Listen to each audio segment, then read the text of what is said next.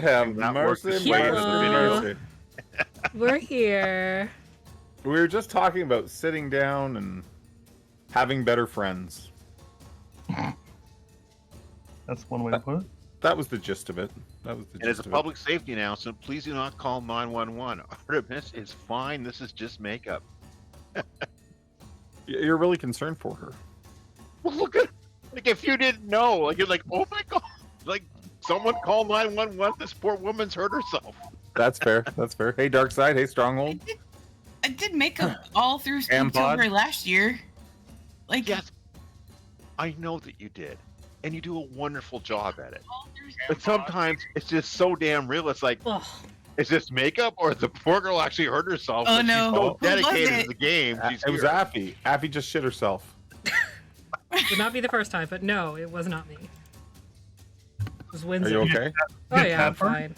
You got cat fur. Yep. didn't you? Yeah. No, cat turded. Oh, Oh. we had to pull tinsel out of Bill's butt the other night. And How by do we, you tinsel in his butt? It's not even Christmas. I mean, I didn't do it. He's got a slow digestive system. Fuck off. He's got a slow metabolism.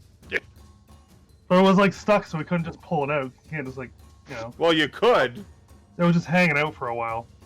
Ugh. At least it wasn't a worm or something. That's true. That would have been awful. Like a pull start lawnmower. Like a lawnmower. A really shitty pull start. So listen, we're Hey. sponsored. Maybe after that conversation, we don't want to mention our sponsorship, but we're sponsored by Canadian Dice. Thanks, Loophole King. We're sponsored by CanadianDice.ca, CanadianDice.ca for all your dice needs. Welcome, Loophole. Just head over to CanadianDice.ca when you're thinking about dice for Christmas and things like that. Like, check out There's these more dice than people. dice there. There's dice bags. Mm-hmm. There's dice mats. Mm-hmm. There's PDFs of modules that Ryan and I wrote together. Mm-hmm. I got enamel pins. I got. And you can buy it all, and then at the end of the checkout, use the code OMRD for Old Men Rolling Dice, OMRD, and you get a 15% discount. And if you're an American, it's in Canadian dollars, right? Mm-hmm. Yeah, like, check out those nice pins they have, right? Let me get it All I focused see- here. It's blurry. It's still blurry. It's still Say what? blurry. It's Come on, still you damn blurry. camera. Work, camera, work with me. Use your imagination. Put it back by your face. There you go. See how beautiful that pin is? Like, look at that. Everyone needs shiny math rocks. There you go. And I have it on my paint cup, so I don't forget how amazing these dice are. Like, come on, people. There you go. There you go. Put it This on is your- session. This is session 40, which kind of snuck up on me, I think. So 40. And I want it to end. So let's do that tonight. Here we go. Session Wow. 40 is the TPK episode. I have shit to do. I have new games to play. I have all kinds of stuff. Let's do this. So when we left our party last time, we left our party. Tell me your DM's not into it without telling me your DM's not into it. No kidding. Oh my god. Yeah, I've got hurt. Okay, do we need to take a moment? I'm a little upsetty spaghetti. Do you need me to fluff your pillow? Yes. I might need a hug. I'll be by later. I know where you people live. I'll need a hug. I know where you people live. Okay. see you in 9.5 hours. I fluff your pillow. So listen, you made your way down into the part of the labyrinth that's directly beneath the city of Muhar, where you found who you had been looking for. Her name is Nefertiti, and she is a child of Ankhtepot. She's a mummy. She has the head of a feline, though, a cat. And I didn't really get a chance to describe her really well, but like she's not in like mummy linens and that everywhere. She's in very decorative clothing and does not look like a dead person at all. Oh. And then last time, Bingo used the code word. Do you remember what you used? Oh, no. Anybody? Euler? Avocado? Euler? Was it No, it's a type. avocado? It's a type of bread. It's a type of bread. Oh, pumpernickel. Pumpernickel, Oh, which Pumpernickel. which told us he was beginning the attack. So we're just going to jump right into it, and I assume, unless something's changed, we're going to jump right into it and roll initiative. Yep. Point to remember, there is some sort of a spirit guardian, a guardian of faith, hovering right in front of. It's a sort of a big spectral cat, hovering right in front of the throne. So please keep that in mind, and keep all your arms and legs inside the vehicle at all times. Okay. Let's do this. Let's roll initiative, everybody, and we're just gonna waste no time tonight and get right in to fighting.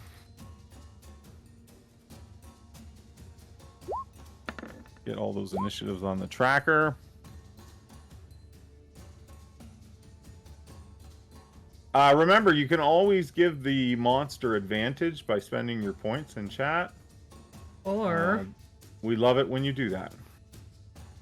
And Hantem asked the most important question about the villain, but is she hot?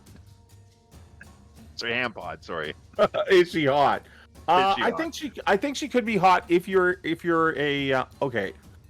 I'll be honest. I don't know a lot about furries, but I think an attractive woman with a cat head might qualify. Or does she have to have fur all over her body? Hence I'd the like name. to roll an insight check Furry. to see if you actually don't know a lot about furries, because I feel like you probably do. I don't. There's no shame here, but I don't know anything about them. Let's see. Who'd we get? Everybody's rolled now. Can I? Top of the initiative is Bobby, which I find strange. I rolled Bobby, like shit. I see that. No more than Bobby. Bobby, what would you like to do? As we all Just know, to but be Bobby clear, this is not a surprise attack. She's well aware that you guys are threatening violence as everyone jumps in behind the pillars and that. but the Bobby left with the under the guys. I know the Gonna go Bobby get left, laid. but she's like, I would not be surprised if that fucker came back in here and shot me. And that's what the fucker's gonna do. He pops back in and lets her have it with the That's wombo. exactly right. Now you do have advantage, though. You have advantage. Yes. Surprise! Advantage. Yeah, because she Suck it, didn't. bitch! She didn't see it. I love that we're all trash talking tonight. Oh Like man, 23. I will take that in the face. Is that a magical bow? Unfortunately, no. it's That's just a short bow. unfortunate. Yeah. Yes. Okay. Okay. It's not my fault. My DM's pretty stingy with the magic weapons. I'm pretty sure I'm not. I'm pretty sure I'm not. Next. And then Bobby's gonna duck back undercover. Okay. Next up is the cat scratches. So this one's gonna run up, and it's above you there, Bingo. Oh, okay. It looks down at you like some little, like a little mouse toy or something, and it pounces on you. How high is that ledge? About 5 feet. Okay.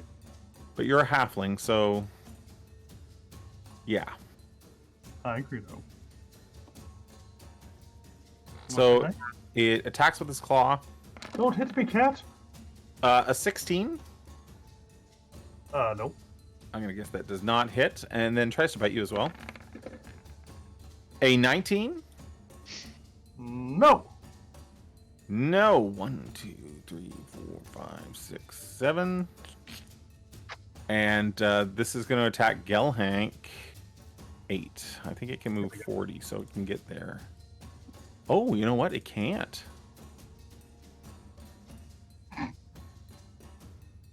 It gets You to push your- there. You push Hold your on. talk button next time you laugh at him like that. No. What do you think, Rito? I think it's going to move to here. And then it's going to start like... Oh, right. And- I forgot it does this. And then it's gonna puke on Gelhank. Blah! On her new dress? No. So Gelhank has to make a Constitution saving throw That dumb cat. He just wrecked her dress. He's gonna get it. as it vomits poisonous bile on you, and a natural 1. Oh my Oh. god! Oh no. So you're gonna take some poison damage here.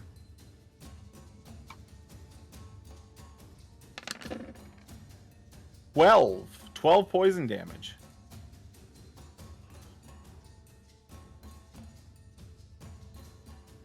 Darkside's like, not the new dress. Hey, Jeremy, can you remind me what that devil's gem does? I think it's resistance to fire. Resistance to fire, cold, and poison. Mm-hmm. And you can cast Cone of Cold once per day. That's right. And to my knowledge, you have not done so yet. No. No. Okay. So, our dear friend here, she's going to cast Insect Plague. Mm. That's rude. Which is a 20 foot circle. 20-foot diameter circle, so it's massive.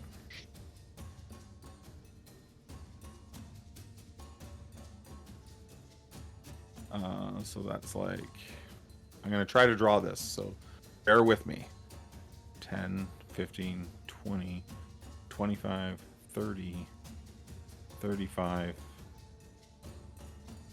40. She's going to cast that back here.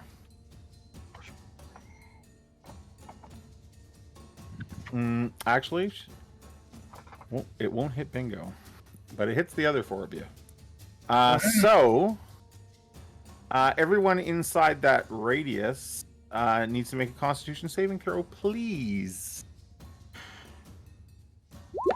Oops, didn't mean to click that twice. Oh, of course, a natural 1 and a natural 20 back to back.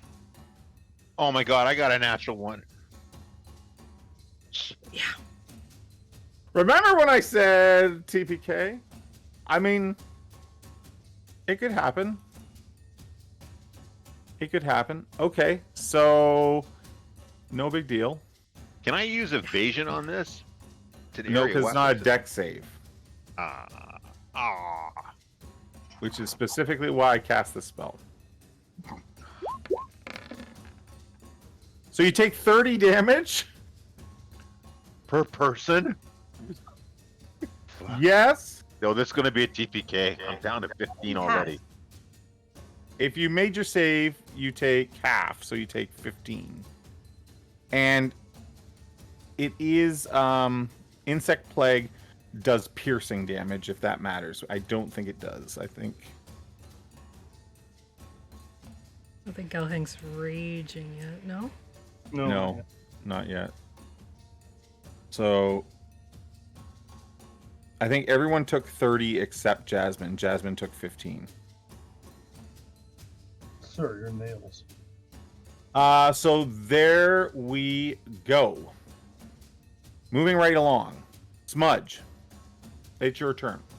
Okay, so I move so I can see.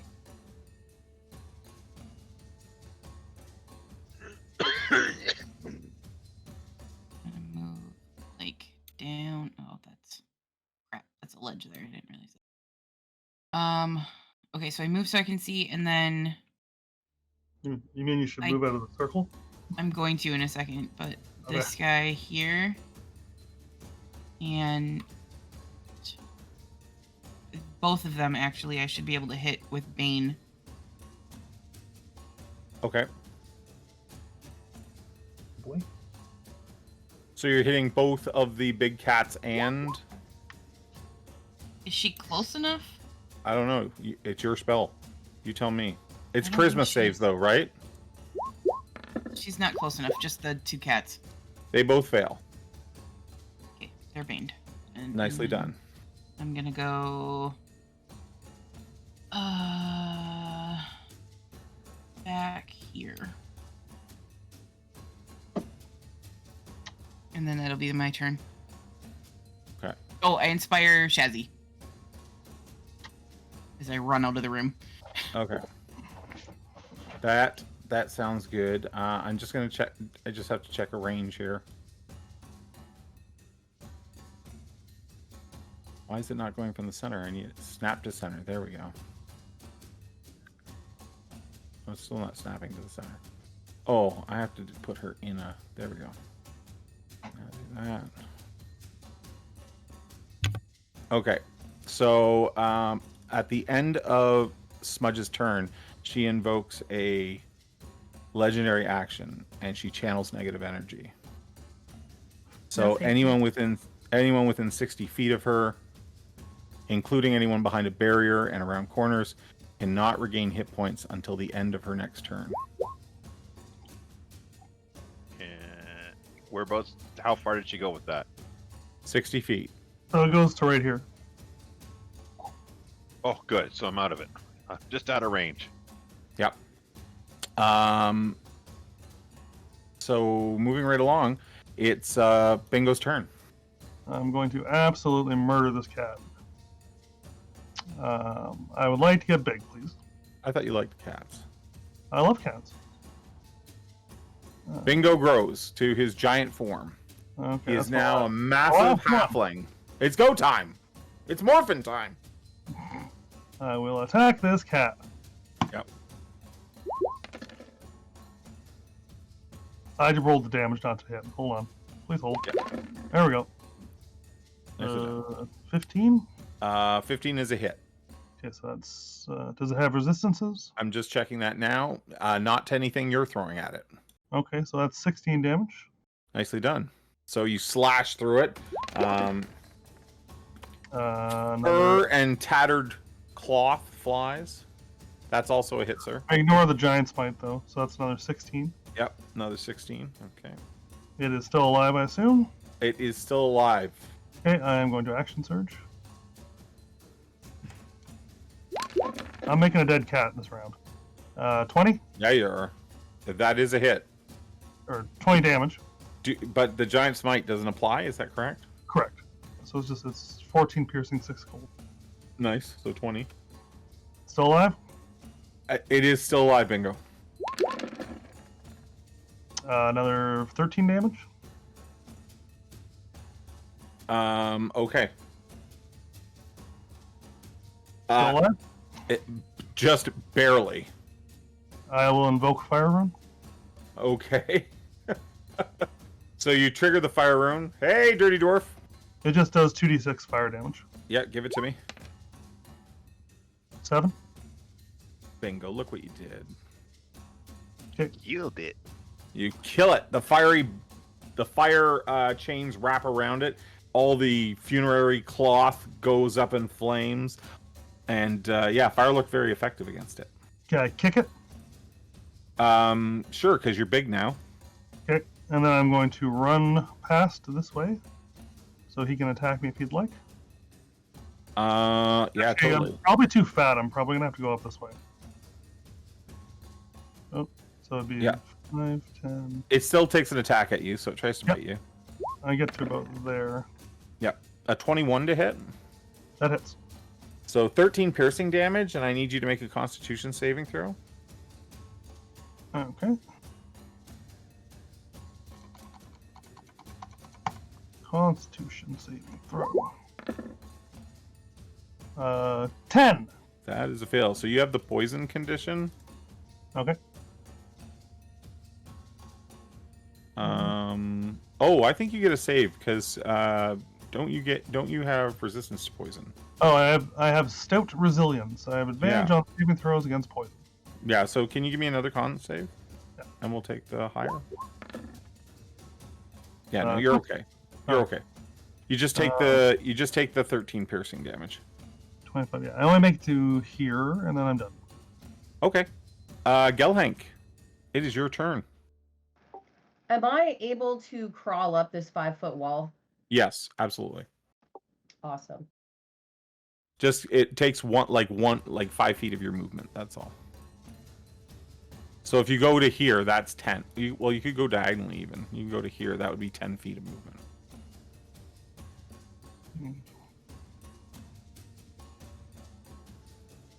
So 40 should bring me to this corner then. Yep.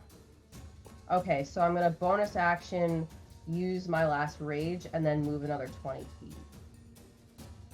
Oh, shit.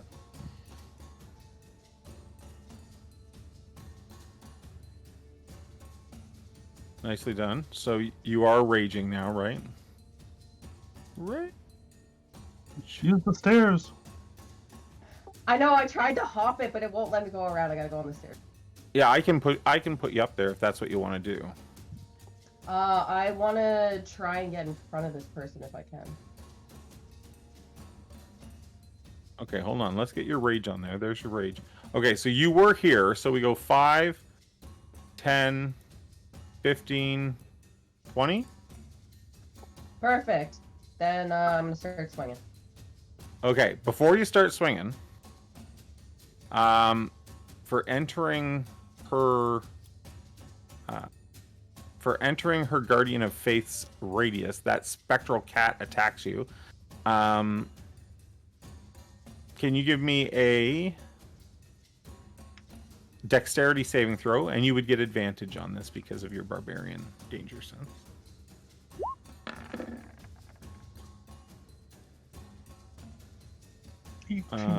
That passes, so you only take half damage. So you take 10 radiant. You're Spirit of the Bear, so that drops to 5 radiant damage.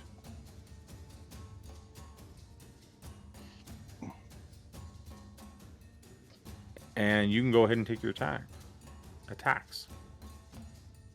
Sorry, can you dash and attack? Or does your rage give you the bonus movement? Yeah, the rage gives me the bonus movement. 5, 10, 15, 20. Okay, so 10, 15, 20, 25, 30, 35, 40. Oh yeah, we're spot on. Okay, go ahead and make your attacks.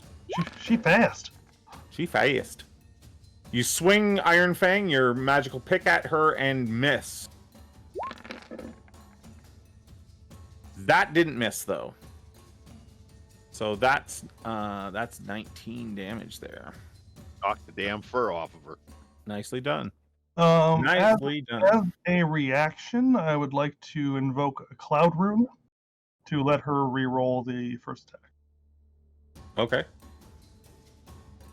Do you have a reaction, I assume? Yeah, I do. Yep. Okay. So re-roll your first attack there, Gelhank. That does not hit. What? Bollocks! Sorry. That's it. I quit. Oh, I have to. You know what? I have to check. Does insect swarm? It's if you end your turn in it, right? I think. I can look it up quick. I haven't really ever used it, so couldn't tell you. The sphere's area is difficult terrain. Well, that we didn't enforce. It wouldn't matter for Gelhank, but it's insect plague. Insect plague, yeah. A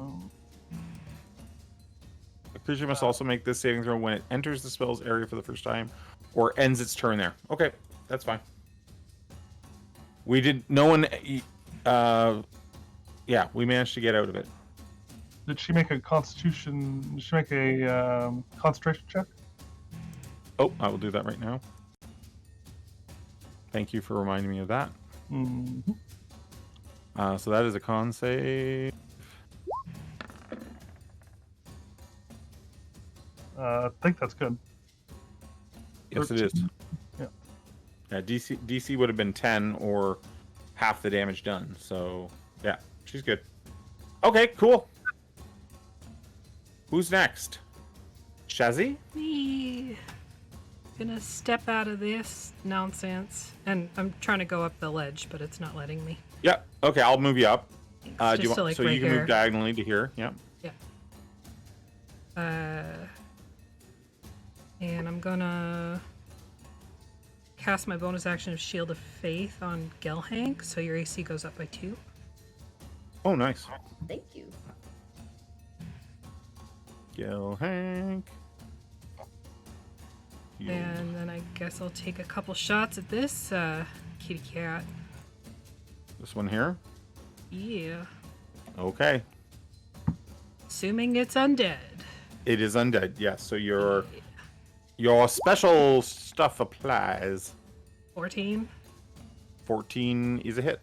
Awesome. And a 22. So, Also a hit. yeah, it is. So we got a total of 16 and another 13, 30. so 29. Yes, 29. Sorry, I invoked the wrong rune. It's storm rune, not cloud rune. Okay. Not that it really matters.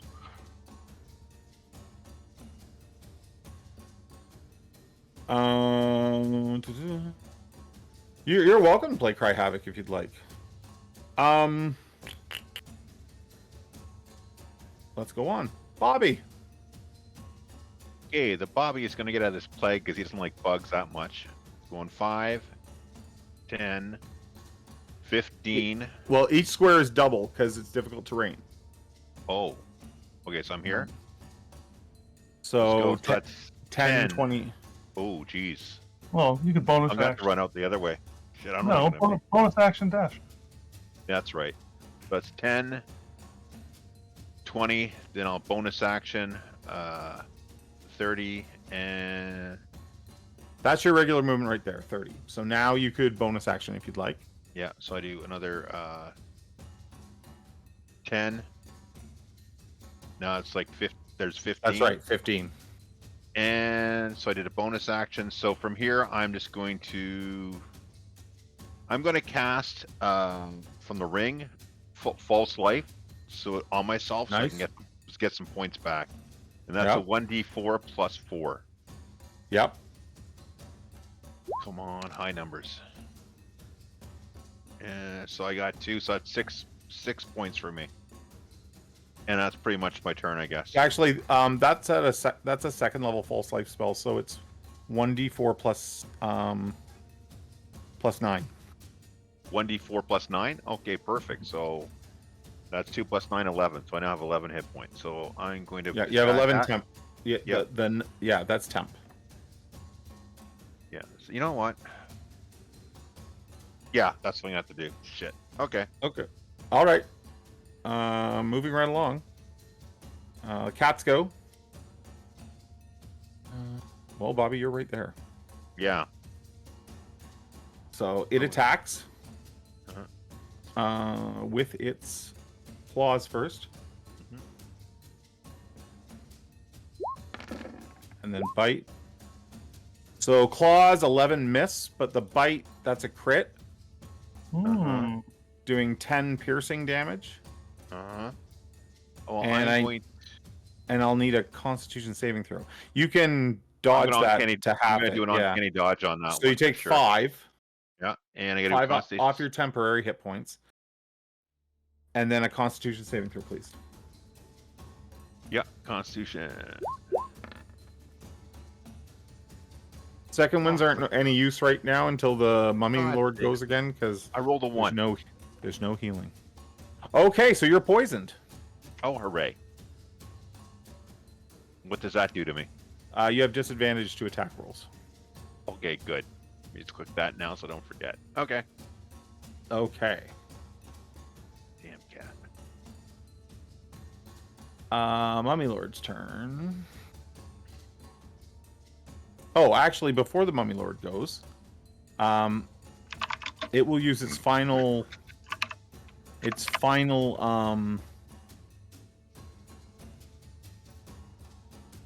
do you call those things? Legendary action. And it will attack Gelhank with its rotting fist. Make it pay for wrecking the dress. Make it pay for wrecking the dress. Rolled a 1, so that thank doesn't God. hit. So now it is now it's the mummy's turn.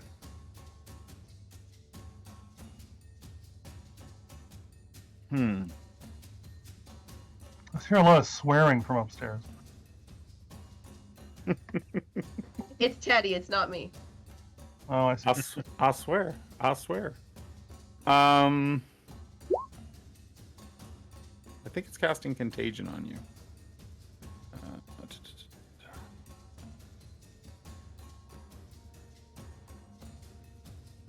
Maybe it doesn't have time to do that. No, it's going to do that. It'll cast Contagion on you. So I need a Constitution saving throw. You have to hit her first, though. It's a melee spell attack. Oh, pardon me. You're absolutely right. So I'm gonna roll its rotting fist attack, but it's not actually hitting you with the rotting fist. It's just casting contagion. And I don't think there's a save. If you just hit her, she's just poisoned. Oh, okay. Did I just roll another natural one? Oh, thank God. Thank you, not Lord. meant It's to not be, just Jeremy. me. It's not meant to be. That is very Yes. that is very disappointing. I think it's fair Ah. karma because I just rolled 2 natural ones in a row, so it's only fair that you do the same. Wow. Yeah, Wow. I think that just kind of balances out the yin to the yang, the whole Smudge, it's your turn. get the world equal. Okay, so Smudge gets the zoomies and runs in here. So she's Okay, through so the moving bugs. through there, you'll take damage. Yeah, I don't really have a choice. Okay, so give me a con save. Wow.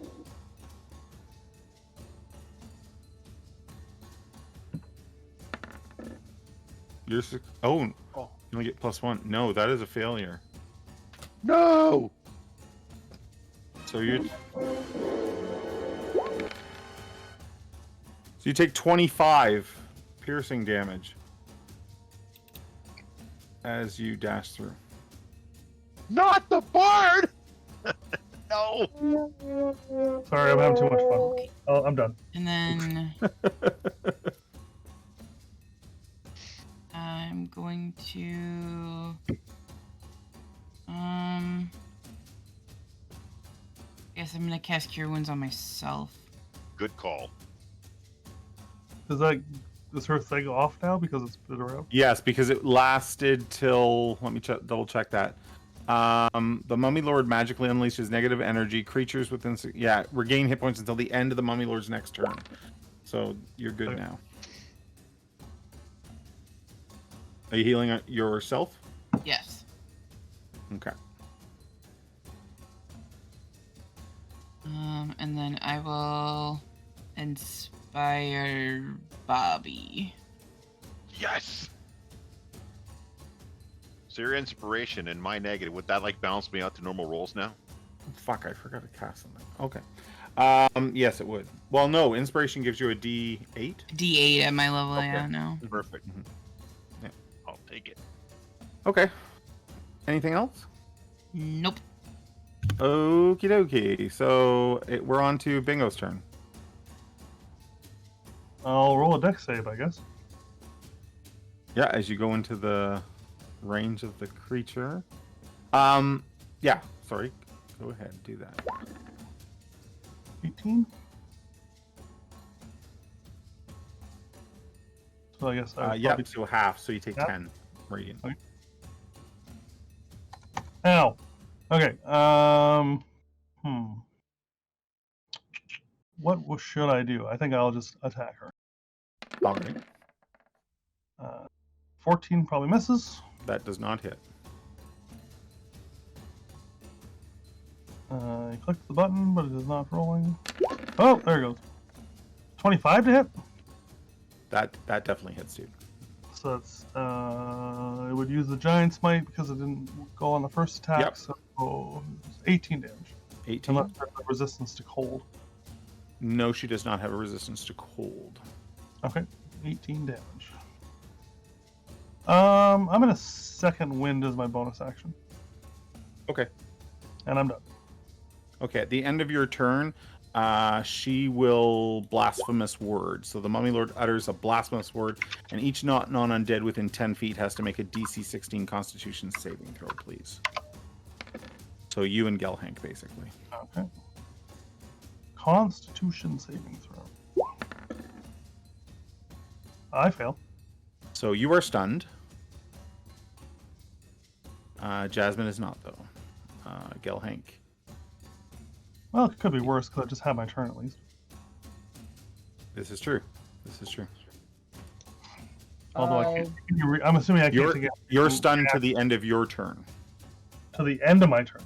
I think so. Hold on. Oh no, until the end of the Mummy Lord's next turn. that's not really all that effective. Okay. That's fine. That's fine. It does stop me from taking reactions. That's fine. true. Gelhank? Do I have to make any saves for standing here? Yes, you need to make a dex save.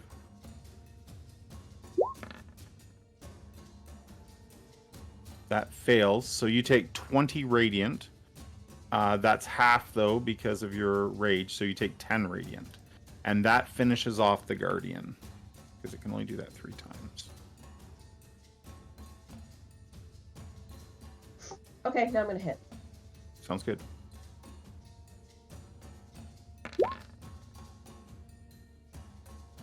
That is a miss. That is a miss. Swing better. So she very deftly, like a cat, sort of slides back out of the range of your pick as it comes around a couple times. Shazzy?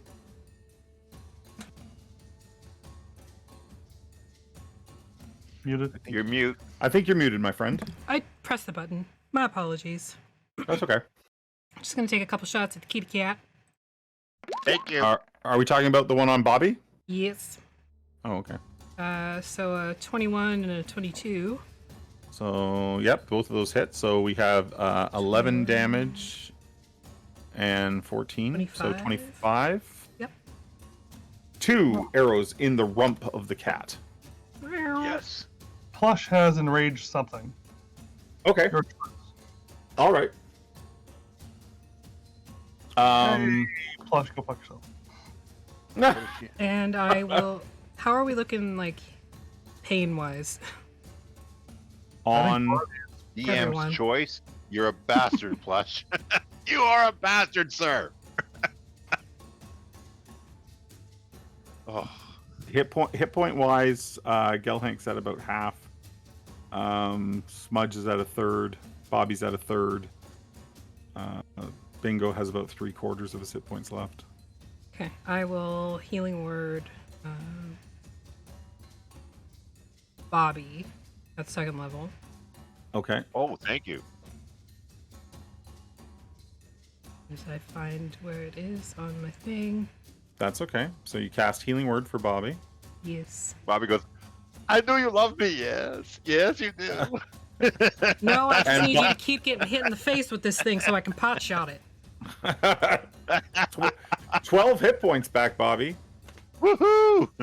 And but I should actually have 3 more on top of it. okay, so Like Perfect. 15, right? 15. Mhm.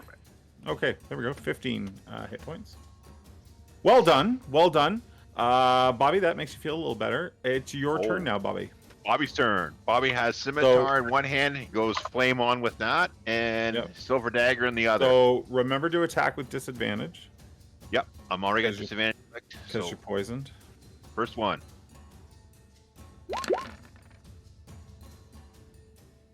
Of course, it's 11. Oh, it was with a dagger. I was Is that 11. your dagger? Yeah, 11 doesn't hit. Okay, let's try the scimitar. Come on, big money. The scimitar hits. It doesn't get a sneak attack, I so it don't would get do the sneak 8. attack. I don't get the sneak attack though, but I get the 6 Um, and the 8, nice. and it's fire. So Yeah, which does extra to this guy. I know. So you've killed him, Bobby. yeah, You slash through. You ignite the the wrappings that are on the big cat, and it goes down. It's the And end of with your that- turn. Well, it's not the end of your turn. You can. I'm gonna do my move- movement. 5, 10, 15, 20, 25, and get to 30. How do I get up on this pedestal or I don't? Can you Can I show get me up? where you're at right now at 25? So 5, 10, 15, 20, 25. 25 has me right here. Yes, I want to hop up there so I can be in range to attack her on the next go. right there. Yep. Okay. At the end of your turn, then, Bobby, she's going to Run away in fear. She knows Bobby's coming for her ass. She has one more Oh no. She has one more legendary Why did action. I have to be brave? She's going to attack Bingo. Because Bingo's stunned. So she gets advantage on this attack, and if it hits, you'll be it's a crit, I think, is it not? Or is that just paralyzed? I'll check. Let's look at that. I think it's just advantage. Okay, let's just roll and see if it hits first. Okay. 26. That's gonna hit. I'm looking it up right now. Stunned. Stunned. Creature automatically fails strength and dex saving throws. Attack rolls have advantage. Okay, so it does 15 bludgeoning and 21 necrotic. Yikes. Okay. Ow. 15 and 21. 36. Yes. Okay. I think you're right. I was hoping I was wrong. And I need a Constitution saving throw or be cursed with mummy rot. I think I automatically failed that because of the stun. Not a con save, I don't think. Oh, sorry. Strength and dex. Okay. Yeah. So Constitution. Bingo's had mummy rot once before, I believe. 11. I failed. He's got it again.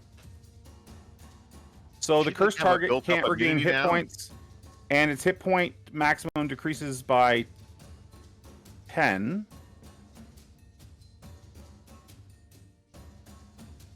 And then 3d6 for every 24 hours after that. Okay. You know what this is. Increased Building.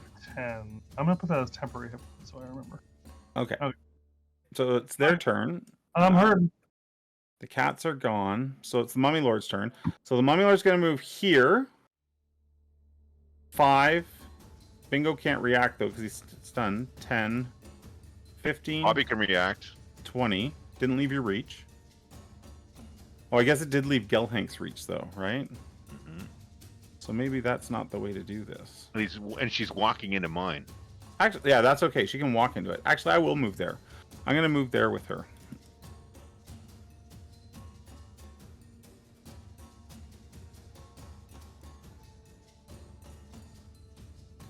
I'm going to try to... You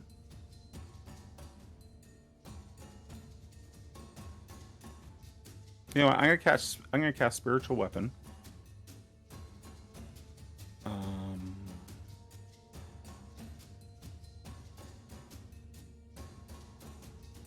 And I will upcast that to level 4. This is on Gelhank, by the way. 16, does that hit Gelhank with your extra 2 armor class? Nope. Nope. So just a bit outside. But Swing and a miss. Does have that up now. Oh, Jared, can you make a concentration roll for the insect swarm that what I hit you last turn? Yep.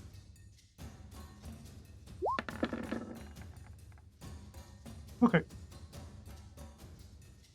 So that was a bonus action, and then she will dreadful glare at Gelhank. So I need a wisdom saving throw from Gelhank.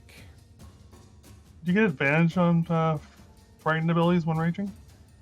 I think you do. It's a fear ability, right? Yeah. I don't think she does. Well, let's make the save and see, because if Gelhank crushes the save, it won't matter. That's fair. You say intelligence save? Wisdom saving throw.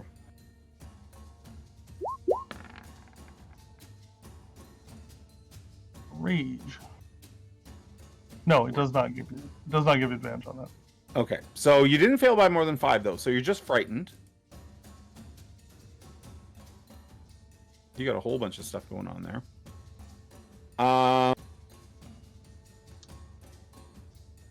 So Gelhank's frightened. She's gonna punch Bobby with her rotting fist. Why does everyone want to? And I have advantage from chat. 22 to hit. Oh, that's. Bye, Bobby. Bobby, you take 13 bludgeoning, followed by 33 necrotic. Yeah, Bobby's down. For a total of 46. Yeah, Bobby had 36 hit points. Bobby's down. Okay. Oh no, wait a minute. I can evade that. I could what you call it, I can half that. I can half that. Yes, you can. Uncanny dodge. So it was 46, so that brings it down to 23.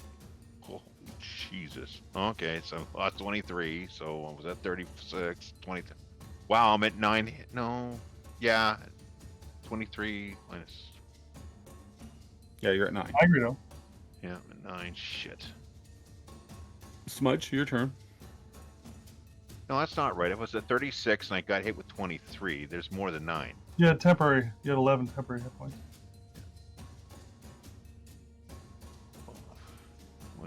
I gotta do math. I'm too tired. It's okay. Working off- Smudge, you working go all ahead while weekend. he works that out. Because it doesn't change anything. I step out and cast Healing Word on Bobby.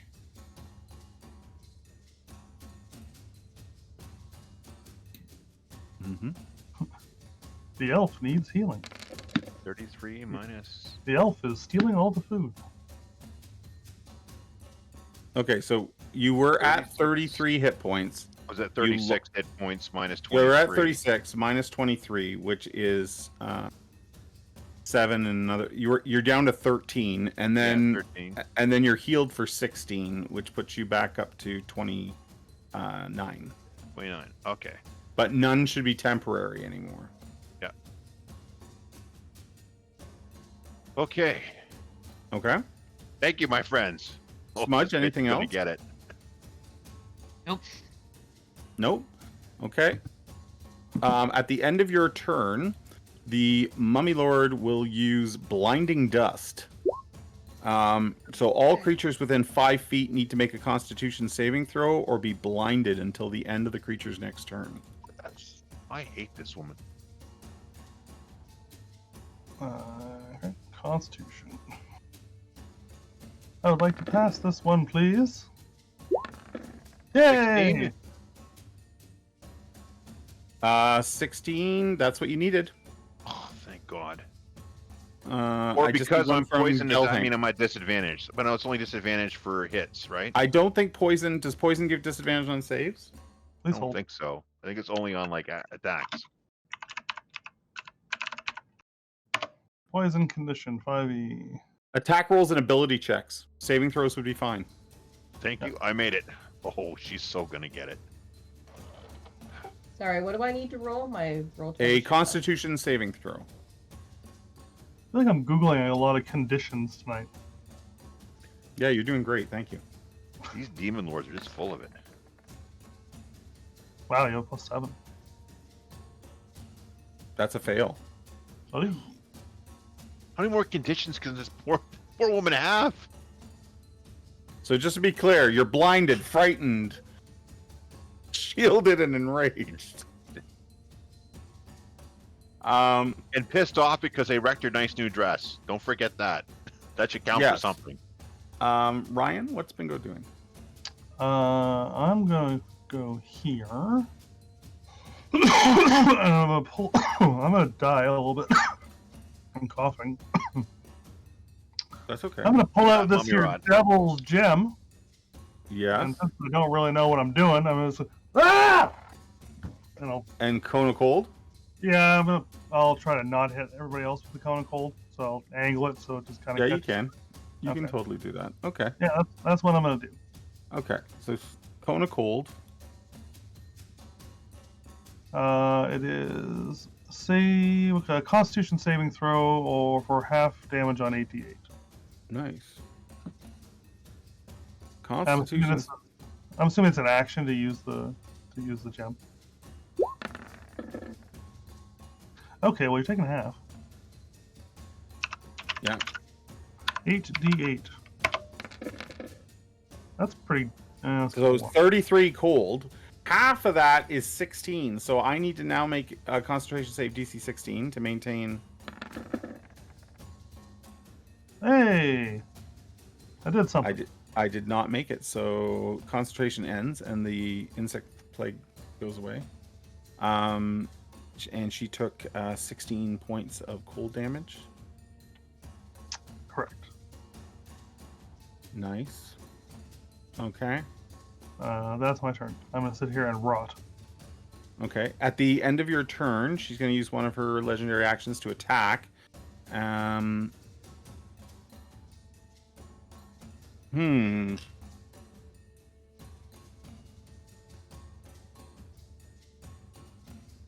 I am going to hit. This is a hard decision.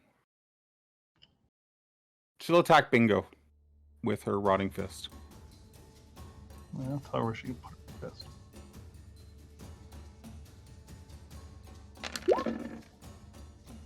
$15 doesn't hit, does it? Thank the Jesus, no. No. Okay. Okay, so we're on to Gelhank's turn. Gal. Okay, so I know that she's behind me because that's where the attacking is coming from, right? Yes.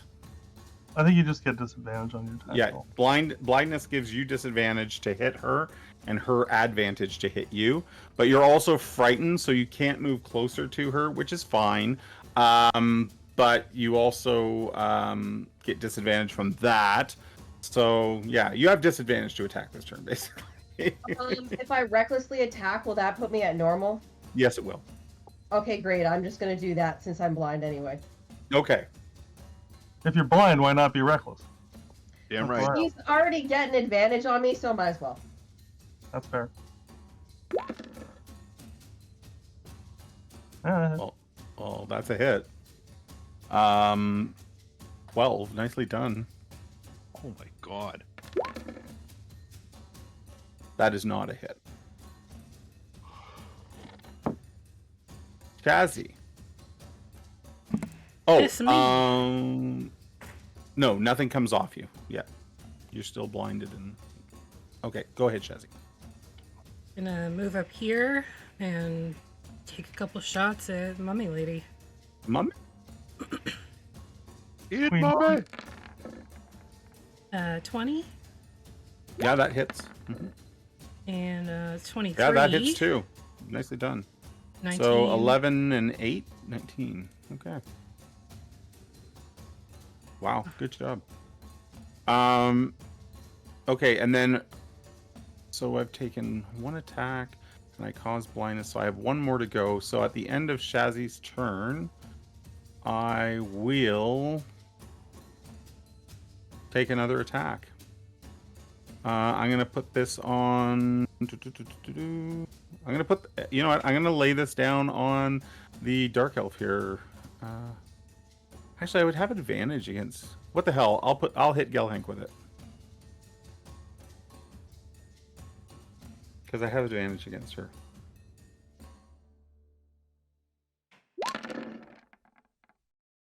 A 19. Yeah. So a total of 30. A total of 41 damage. Well, I'm gonna Cutting words. I'm going to intercept. Yeah, I was That's my looking for the ability. I couldn't find it on my character sheet. Okay. Cutting words against that. Cutting words on the attack roll or the damage on the attack roll. On the right? attack, yeah. Yeah, go ahead and do cutting words on the attack roll. Ah! Does an 18 hit? Thank God. Yeah, 18 hits. Okay, Okay. so it still hits, and now we're intercepting on this damage. Yeah, so it'll So go go off So- the top before she. Yeah, so go ahead and roll for how much you intercept there, Bingo. What's our proficiency modifier? Who? 4? With 4? Yeah. Okay. Or sorry, 3. 3. So I reduce it by 7. 7. So that takes the top number down to a 9. So we're now doing 34 damage to Gelhank. Halved would be 16, Gelhank. And I need you to make a Constitution saving throw to see if you get mummy rot. You can add to, like, where are you even gonna put that? It's Like- con, right? Yeah, sorry. Well, You're good. You don't get mummy Oh, rot. thank God. Oh, look who's up. Look who's up. yeah, we're going back to the sexy waters after this. Oh, we're Bobby? definitely going to 60 waters. Bobby's gonna hit her for all he's worth with the scimitar first. Come on, big money. Now I get that it's a disadvantage, so I got 11. I've got that 8 dice because I got blessed or by or inspired. Yeah, you can roll a d8 and add it to 11 to try to hit with that. You don't. Whopping. All right, let's try the dagger. What the hell? Got to do something. Silver dagger.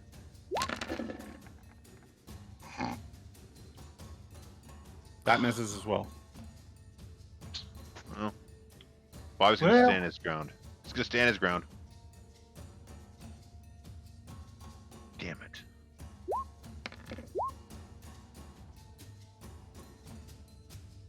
Okay.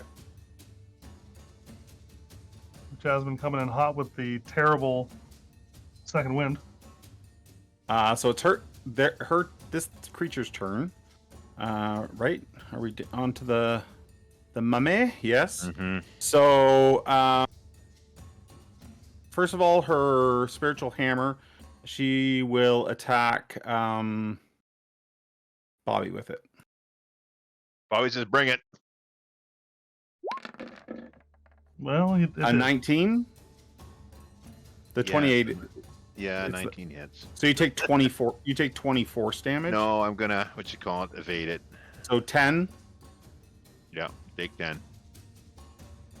She then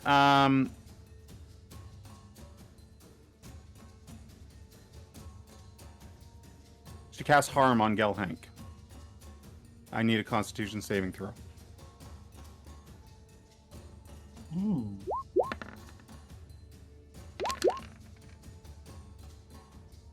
So you take you would have taken 48 necrotic, but you made your saving throw, so that's half to 24. And then halved again from your resistance down to 12. Well, that could have gone worse. That could have gone a lot worse. Mm-hmm. Okay. Smudge, your turn. Okay. I'm going to cast Healing Word on Gelhank because that's pretty much all I can do. Okay, and Gelhank is no longer blind. And Gelhank is no longer feared. So now we have a full-fledged, pissed-off Gelhank that can see Gelhank your gets target. 14 Yes. Gelhank gets 14 hit points back. Thank you. Well, I was looking at the mummy going, oh, you're going to get it now, my dear. Yes, yes. At the end of Smudge's turn, are you done, Smudge? Yep. She will blasphemous word, and everybody within 10 feet of her needs a con save DC 16 or they're stunned. Oh, come on, really?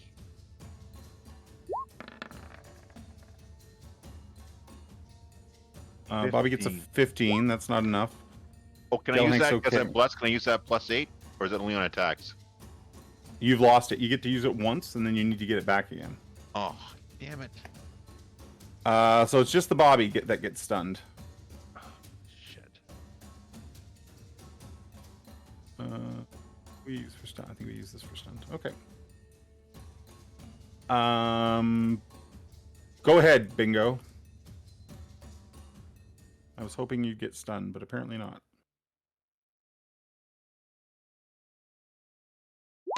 How's she Maybe- looking, by the way? Pretty bad. Pretty bad. She's coming apart. She's literally coming apart by the threads. 25. That looks like a hit. That is a hit. Nicely done, Bingo. Second attack. That's another hit. So I got a total. The first attack was 20, and then this attack is 15, so 35. Mhm. You're muted. I see the lips and gums are moving, but I assume you're agreeing with me. Yes, you're correct because I don't get the giant spike. Okay. All right. After Bingo's turn, she's going to use. She activates Hail Mary. Yeah, no shit. She will attack Bingo. not very helpful. I can't use my reactions.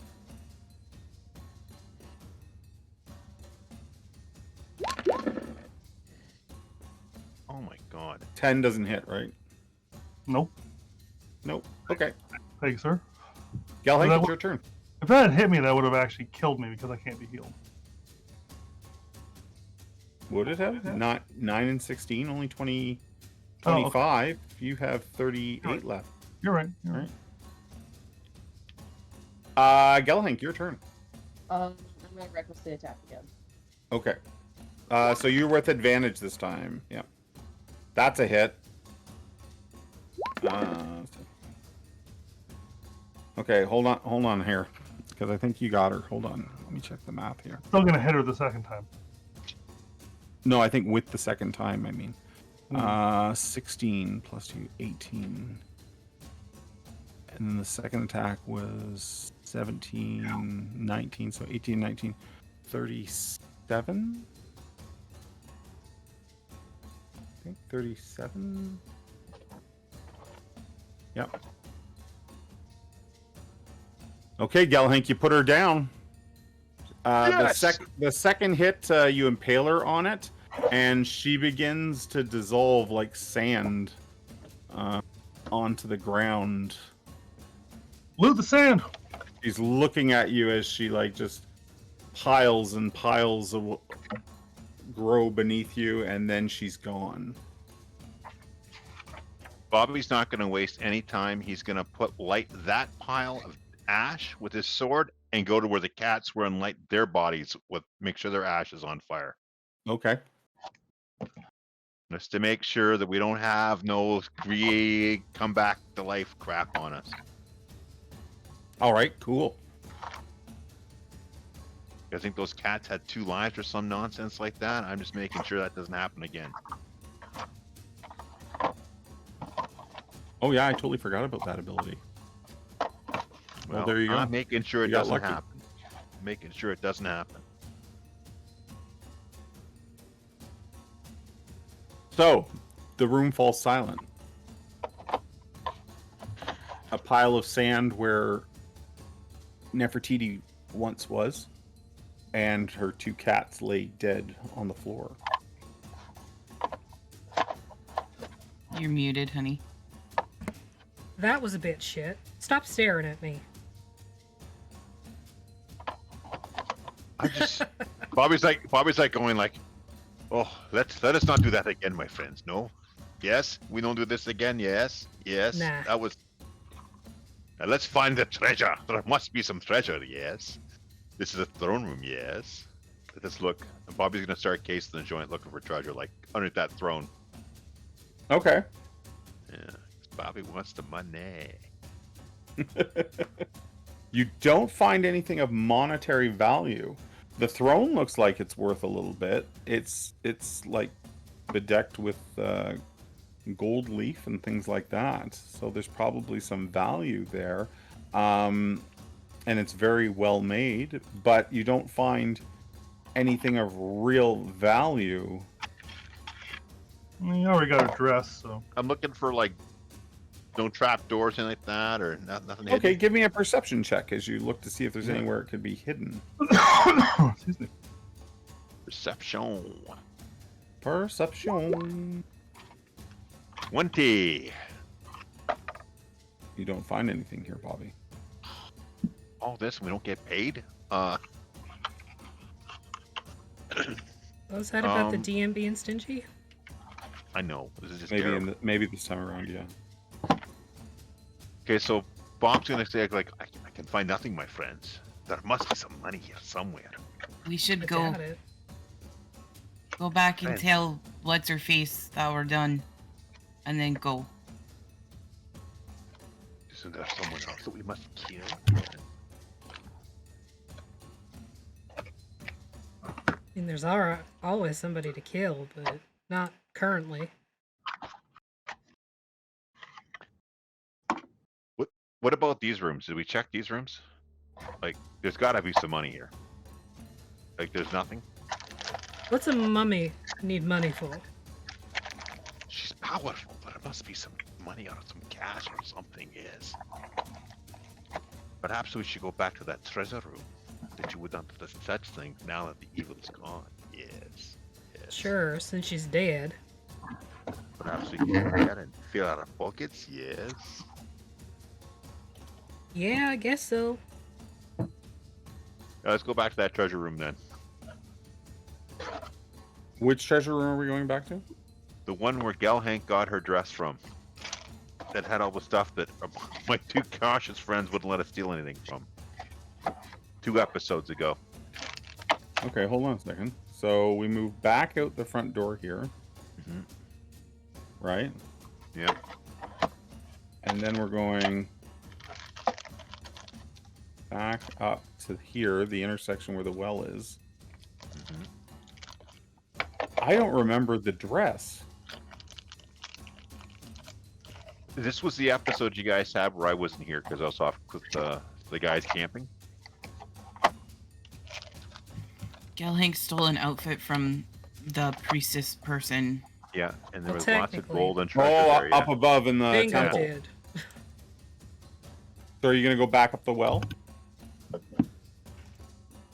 think so. Yeah. So we gotta get some money for this. Back up the will, I guess. Okay. Yes. So you make your way back up the well and back into the pyramid that had been dragged here to Muhar. And you walk out of Muhar and the sun is just starting to rise on the horizon.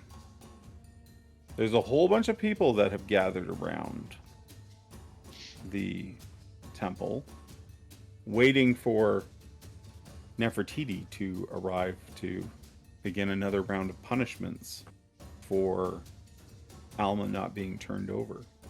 You can see Alma and I believe it's Ratka. Alma and Ratka are standing amongst the people gathered there.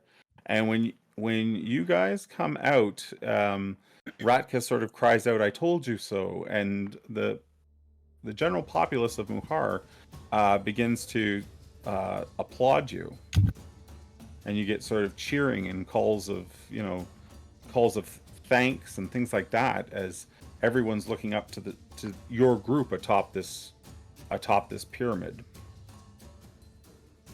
What do you guys do? How do you react to that? Bobby raises his hands and goes, "Good people, my friends. I push him. You are saved all due to the Sparta courage and the kick. power of the Gelhank." And I point to Gelhank in a new dress. Then I gotta hide. Bingo, do you kick him? I kind of want to, but no. Okay. Gelhank killed it.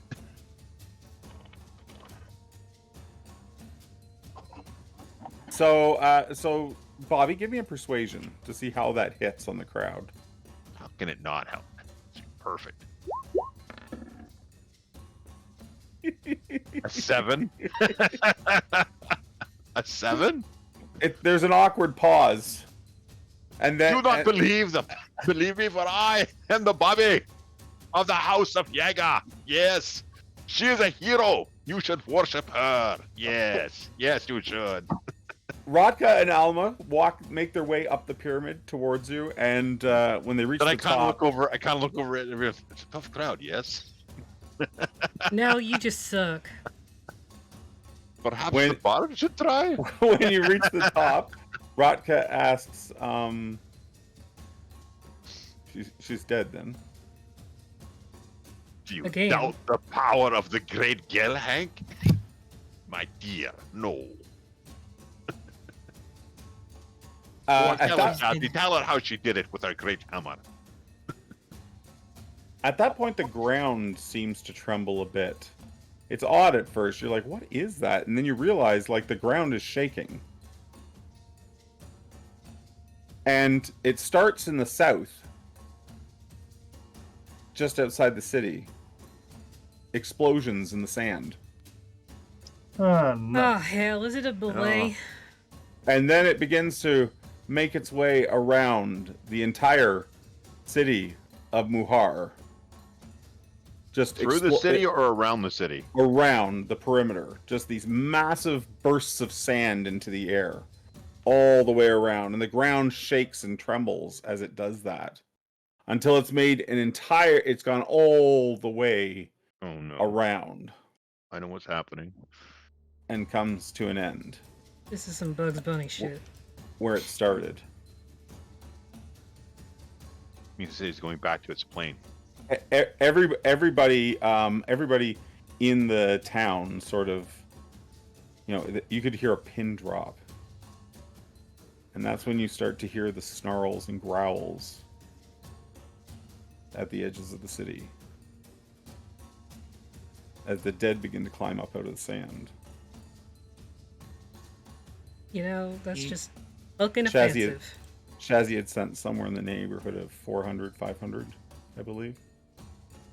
Oh, hell. Get your pitchforks! To arms, my friends! To arms! We must defend the city! And I like my sword. So you call for the people to defend their city? Yes. Yep. Guess so. Okay, so, and Bobby lights his sword. Yep, and this is what Bobby's gonna look for a winner. Perhaps we should run, yes? The hell is the name of that priestess? One that we didn't kill? Rekotep? Isu Rekotep? You can run. The gates to the temple are not far. They sit right off the square where the pyramid you stand. Smudge is gonna get the zoomies and head that direction. She's gone. Quick, we follow the Bart, yes? I'm gonna chase after her. Good luck, she's really fucking fast. I know she's fast. You can't catch her, but... Well, a rogue could. Maybe, yeah. Mm-hmm. Oh, with the dash action, yeah. I'll do my dash action and try to keep up with her. So what is everyone's reaction? So I guess Smudge dashes for the temple. Bobby gives chase. Yep. I head up to the sky and just try to get a gauge on what we're looking at here. Okay. How about our two gladiators? I run for the sexy tears. Okay, you'll have to fight your way out of the town because they're to the east. Okay, well I'll just hide then. Okay. Come with us. We'll the other so you hide on top of the pyramid, or do you run for the temple? I'll just follow the group, whatever the group's doing. Well, Shazzy's flown up, and Smudge and Bobby run for the gate. Well, I'm in no shape to fight, so I'll run for the gate. Or are they running towards the ship? No, so you're in the center of Muhar, where normally there would be a massive well down into the labyrinth. The pyramid that was dragged here by the undead horde has been set atop that well, and you guys went down in that way to fight Nefertiti. Right off of this square, this is the center of town, so there's like a market, there's like an inn, but there's also the temple, the Muhar temple, and you guys have spoken to the priestess in there, Isu Rekotep. I think you probably remember that because you broke into her temple. And is this ringing a bell? Mm-hmm. Yes. Okay. So then the party is running for the temple, which is the only walled building in the city. That's where I'm going. I want to find this. And Shazzy's flying up. Yeah, mainly just to get a sort of sightline on what we're dealing with, and then heading for my friends. All right. So as everyone spills down off the top of this stepped pyramid and across the courtyard and in through the gates of the shrine. The guardians of the shrine are beginning to try to close the gate as a lot of people have the same idea you have. So you're all sort of in this mass of civilians moving that way. Ratka and Alma try to do their best to keep up with you through that as well. Around the edges of the city, Shazzy, you can see basically desert zombies, which you guys have fought before. They pulled you down into the sands and that before. Hundreds of them coming at from all sides. The people of Muhar are beginning to try to fight them. You can hear the clashing of weapons and the cries of pain as people are bit or torn at or slashed. Yeah, it's like a full-scale assault on Muhar. We're fucked. Let's get a move on. So you're going to fly for the temple as well? Yep. Okay. The guards try to shut the doors up to block the populace out, but the throng of people sort of hitting those doors push them open, and they just sort of spill into the courtyard of the temple. And the guards have no choice but to allow this to happen. More and more people push through the gate into that courtyard, and the courtyard is quickly filling up. I'm running straight for the front door. Okay. I'm right behind her. So you get there, the doors, I'll say the two of you dashing and using your Tabaxi speed, the two of you are there first. Right. We're gonna get in. I think we're gonna wait for, try to hold the door open for our friends. I'm looking for Isu. Okay. So you go through the door, but and it sounds like Bobby, you're waiting at the door looking for Yeah, for I'm the gonna try rest. to keep the door open so my friends can get through and keep everybody else away. Okay.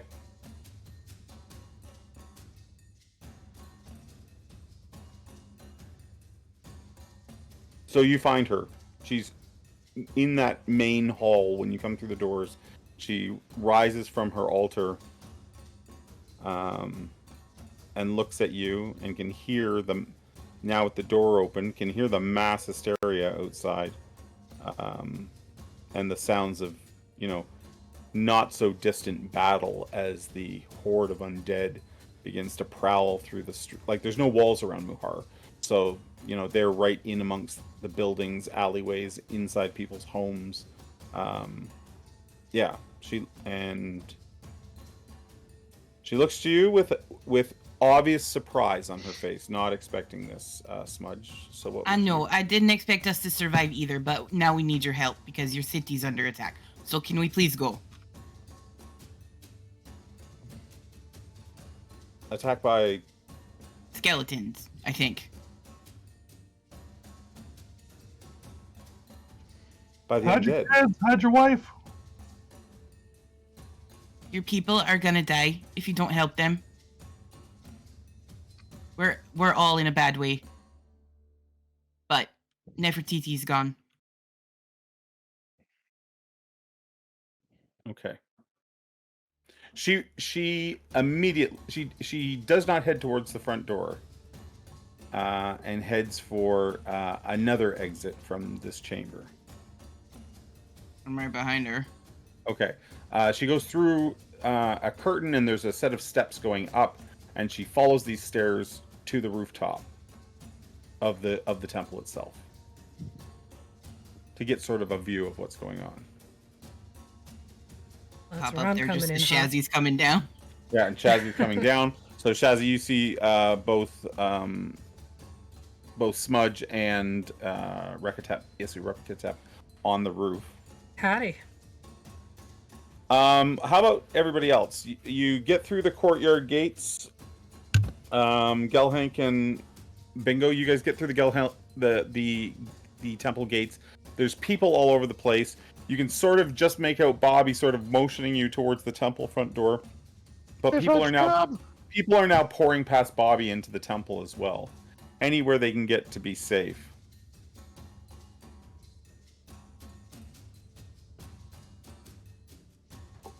We're gonna push through anyway.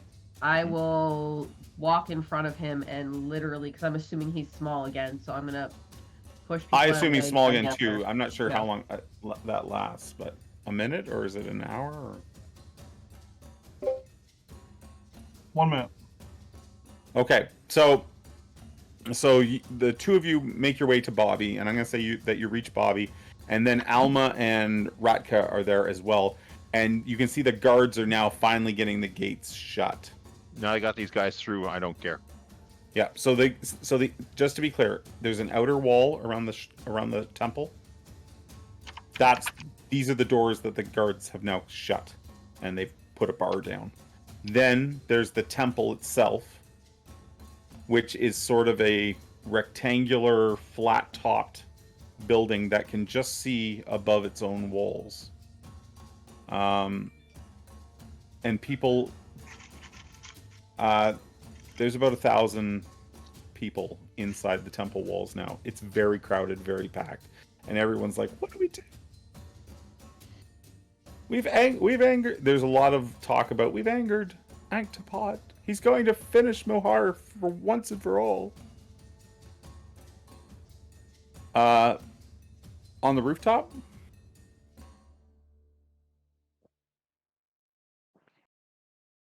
So, plans, thoughts, opinions.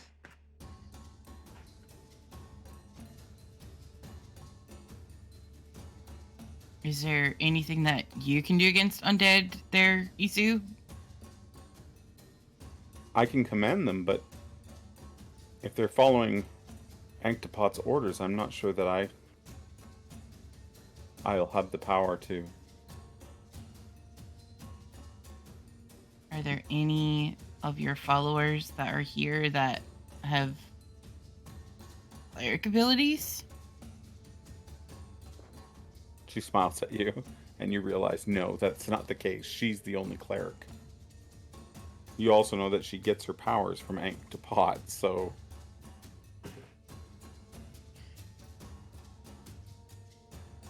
Why aren't you just a bag of peaches? Are you able to fix Bingo? At the very least. What's wrong with your friend Bingo? Got some weird mummy thing again. Making him fall apart. He's got the rot. Yes. Are you able to fix that? Because we can't help you defend your city if we're all banged up. I understand that.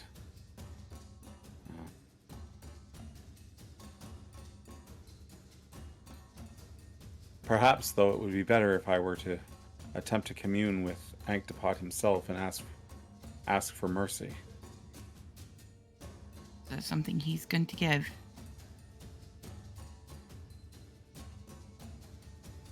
You killed Nefertiti, then. Is that correct? Yes. She was technically already dead. Technically. He looks at you. Valid point. Valid point.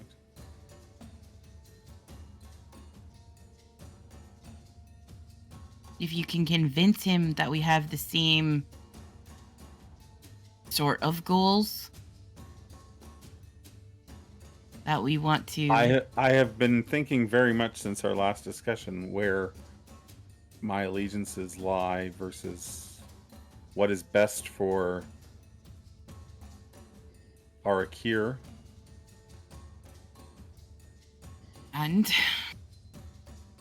we do seem to all want the same thing, right?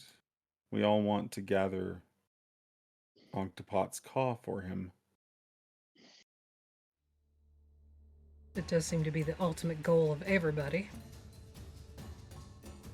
It's just a matter of who does it and to what end they do it for. Our goal is to get Kelmarine back where it belongs. I don't give a shit what the rest of you do.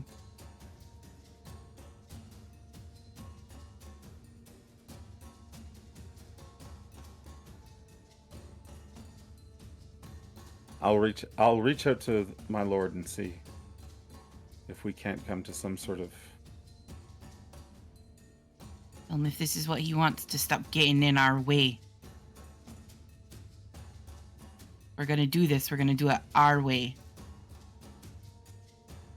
She makes her way down off the roof. How about you guys downstairs? You're all together at the front gates of the temple. Not the wall, but the temple itself. And as I said, the people here seem very, very nervous, very scared.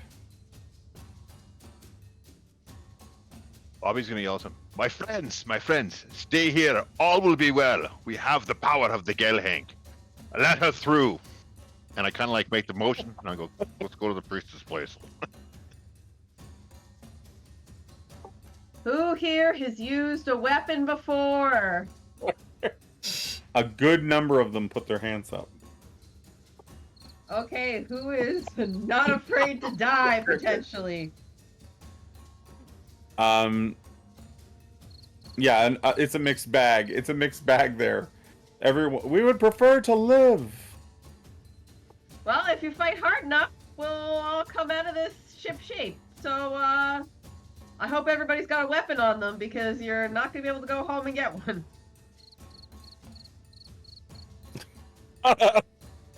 So, Rekatep descends into the temple. There is limited numbers of weapons, Gelhank. The guardians of the temple do have a couple extras that, like, spears are handed out, things like that. And as you guys sit within the walls of the temple, you hear ghastly cries and, screams and things like that out there in the city. There's about 3,000 people that live here in Muhar, and only about 1,000 of them are inside the temple's walls right now.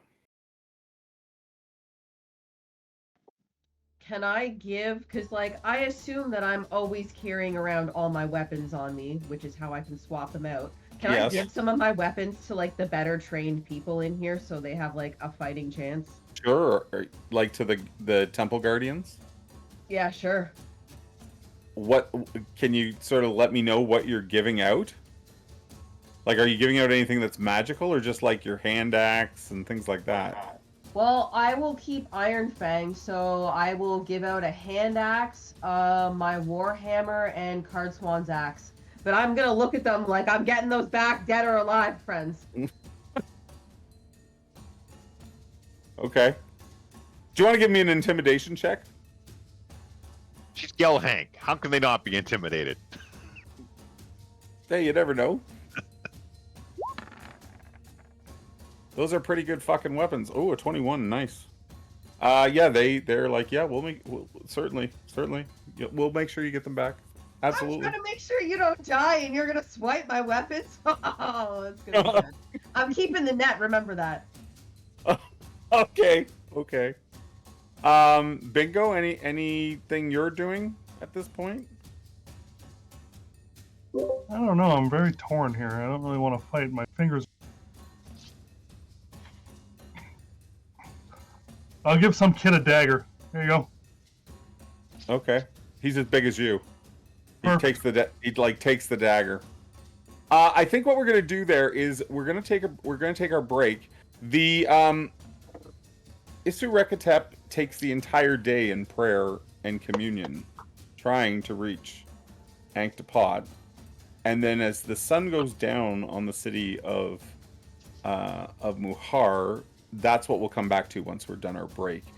So if you guys want to give any thoughts to things you would be doing during the day inside the temple, Sleeping, we can talk. 100% sleeping. Yeah, trying to rest take a up. long rest. Yeah, And exactly. I want to find a magic user that can jack up my ring. Okay, all right. So we'll take our quick break and we'll be right back with the fate of Muhar.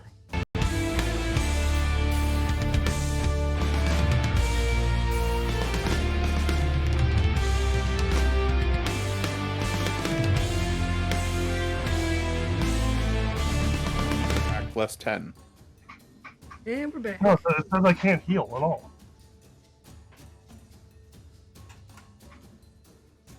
I believe. I Well, think you're right. either I way, think you're right. we're back. I hear you. Okay. Well, listen. So you're right. You can't regain hit points, it says.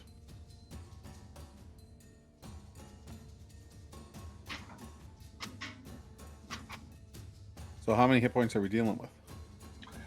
I'm going to scour the fucking temple for any restorative magics. Okay. I've had this before, and I know it's no party. Yeah, like it already feels horrible, right? So the cursed target can't regain hit points, and its hit point maximum decreases by 10, and then 3d6 for every 24 hours after that. Yeah. So I'm gonna see if I can find anything. Okay. So you start asking around if there's a doctor in the house. Is that sort of the gist Oh, of there's things? a doctor. The doctor in the house. Everyone believes that this Repotech should be able to help you. Help the doctor. That's their belief, at least.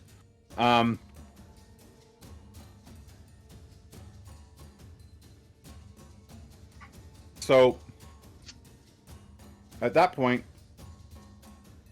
she comes up from a lower level of the temple.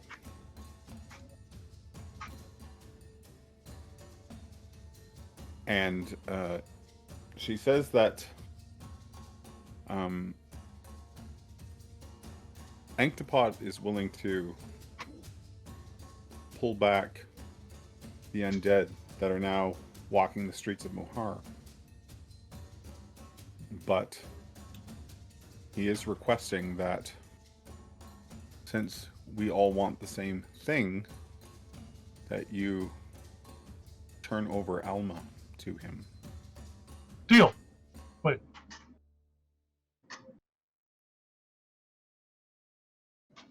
Why does he need her right now?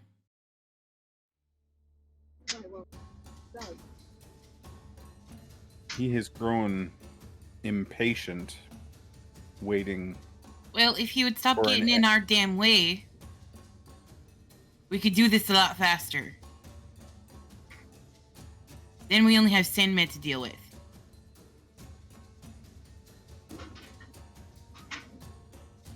There's some concern that when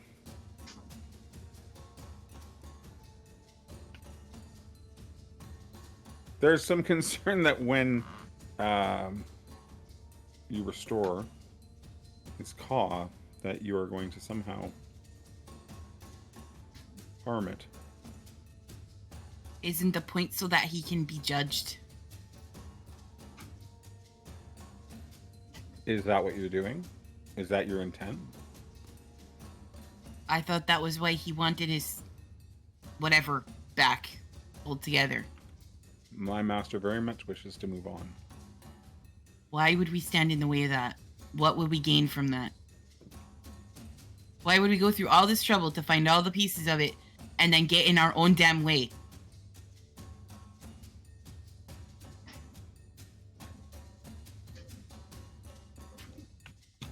The only person in his way is... Give me an insight check, Smudge, Oh boy. as you talk to her.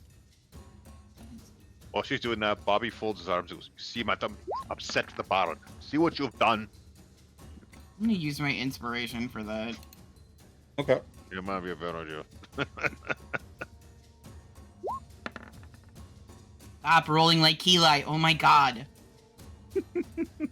You've convinced her. Okay. As you guys are discussing, Gelhank, are you, like, you've given out your weapons and all that. Are you standing on the walls with these soldiers? Yeah, after I have my nice nap, I'm gonna give all the people that I gave my weapons to, and the little kid that got Brian's dagger. I'm gonna show them, like, a good way to, like, really stab dead, I guess. Okay. Okay. And what is Bingo doing during this time? Still trying to unrodify myself. Okay. Okay. So I'm gonna say when we go back when we go around the table here, I'm gonna put you back in with the priestess. Bobby. Bobby's gonna be with Gelhank, watching her have her Aragon moment. Yes, yes. Listen to her. Listen to the Gelhank. All will be well. All right. Yes, my friend. All right. And how about Shazzy?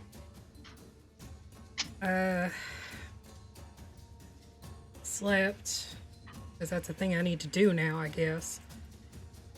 And sort of worked on like a funneling plan for the undead if we decide we're gonna go full seizure, just in case. Okay. So give me you know what, I won't have you make the roll. One of the dangers that you feel is imminent is that the courtyard and sort of the courtyard that surrounds the temple, it's just sand and dirt. And you know for a fact that these things burrow. That being said, you're not sure, like, the labyrinth runs beneath the city. And you're not sure, like, that would obviously interfere with how they could dig, right? Because they would hit stone chambers and things like that. But the temple itself, you know, it's got stone floors and a basement. So you don't think that they can come that way. But the temple can't possibly hold all 1,000 civilians that are currently hiding behind its walls. No, it can't.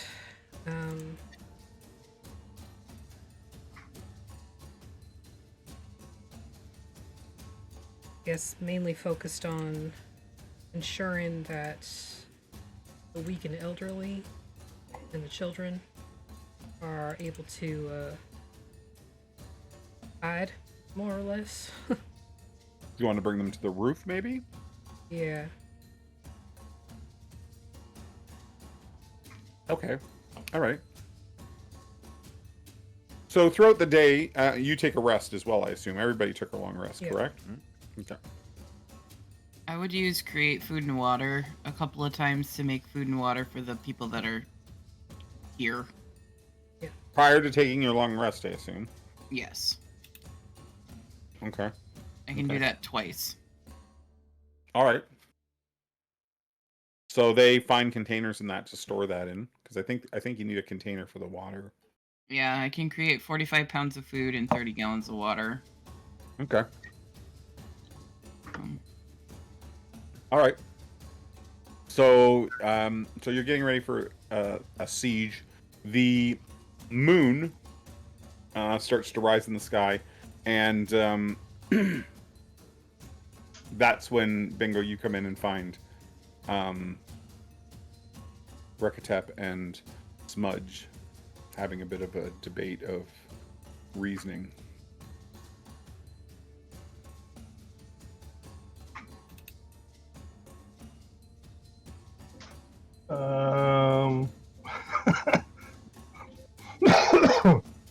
You happen to have any kind of curative medicine, magic? It's a remove curse you. It's a remove curse you need, right? Yeah. Okay. She says you're rotting. Yeah, that's one way of putting it.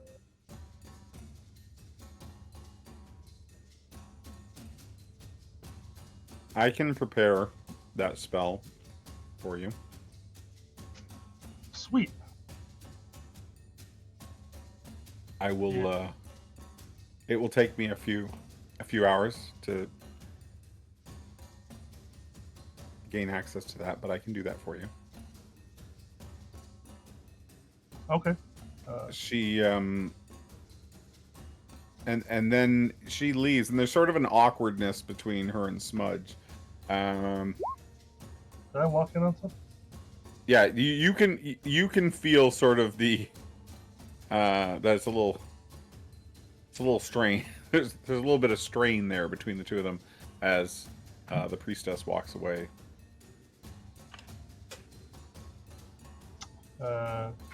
What I miss? They want Alma. Oh, that's it? I don't know why we've been protecting her all the time anyways. But slave her. I say we give her to her. I'm pretty sure Bobby'd be on board. Oh, well, you know, the Bobby's in for anything. But Bobby promised you guys that he would help you. Have to keep that word. Well, I got one vote for throwing her off the under the bus. The bus. Under the chariot.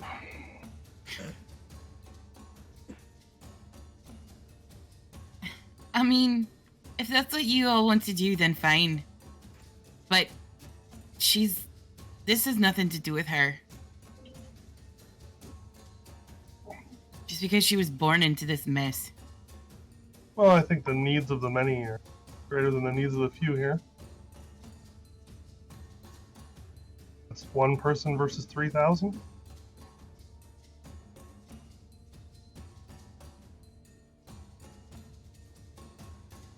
If my math is correct.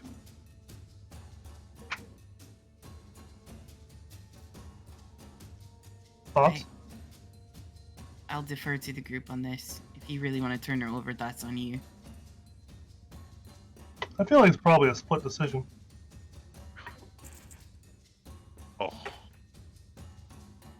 Oh. As the moon begins to cross the sky, it has its familiar skull-like face looking down on Muhar. Mudge It just What does Alma flips it wanna off. do? If there wasn't inherent danger, the oasis might actually be beautiful to look at from the parapets and the top of the temple here. Yeah, suppose we Bobby should. folds his arms. Things in the city, though, appear to be ramping up. You're starting to hear more cries of help and groans and moans of the undead horde as they're getting closer to the center of the city. Bobby You folds don't- his arms and looks at the group and goes, I want to make sure that I understand this correctly, my friends. Every time I wanted to turn over the Rovaneski, you told me no. And now you goody two-shoes, and look at all of them, give them like the finger. And now, when your backs are against the wall, you called me every name in the book. I looked right at Shazzy. You called me every name in the book when I mentioned these. Now that our backs are against the wall, it is time for you to be heroes. You're ready to do what I would do and throw her to the wolves. Am I correct in understanding this? I didn't say nothing. Listen. Either I don't know whether I should be proud of you or disgusted. I, for one, think it's time that you should be the heroes that you should want to be. I promised you all for bringing back the Ring of the Rovaneski that I would help you attain that. I say you do what you've come to do and finish it off. Or die gloriously for what you believe. You make me sick. And I kind of storm off.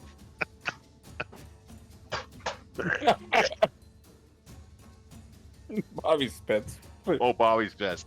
Because Bobby wanted to have her killed ages ago.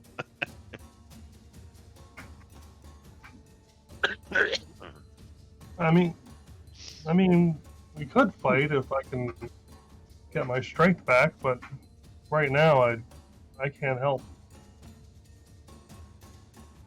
As my toe falls off. Is this your finger?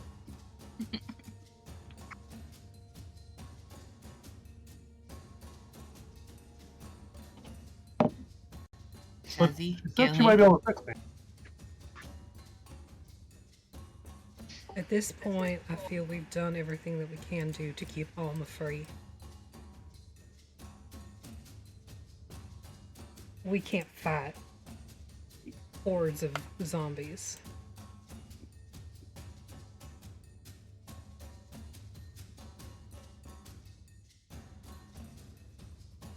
Be in his best interest to get out of our way. Yeah, well, the thing I'm getting from him is he's a bit of an ass. And we have been a needle in his pride for a few days at least.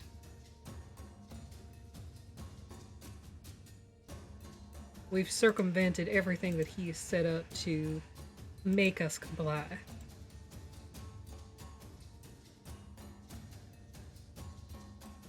And now he's just gonna overwhelm us with numbers instead.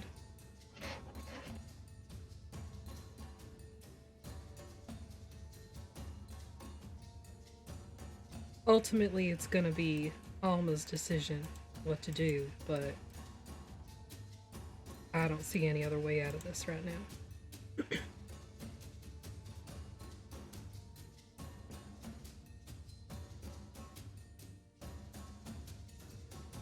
How many Sphinx were there? 5, I think.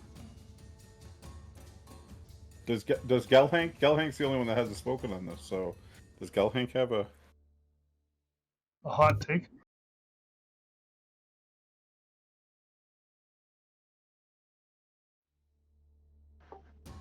Yeah, I think we should leave it up to her. It should be her conscience. She knows she's done bad, and this might help save a lot of lives.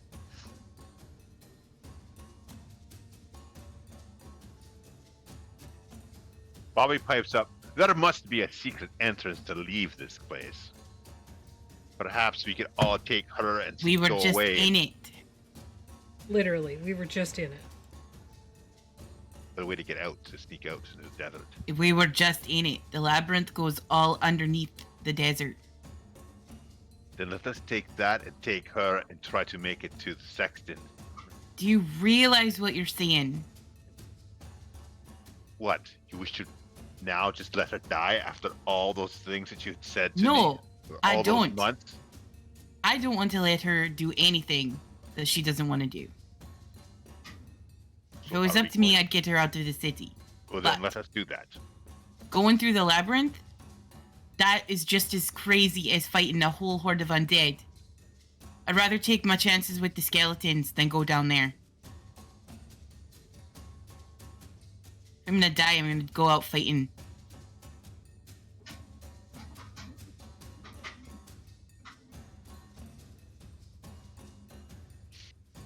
I'm gonna say the 5 of you are having this discussion. Like, you're not near shot. You're away from everyone. Yeah. Mm-hmm. Yeah. Maybe on one of the walls or something.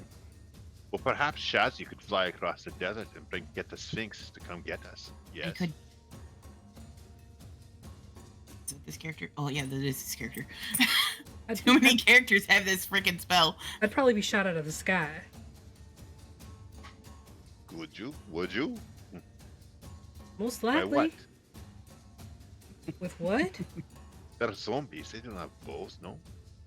These are just zombies. Yes. Think of any other undead. All it would take is a manticore. Last I checked, they fly.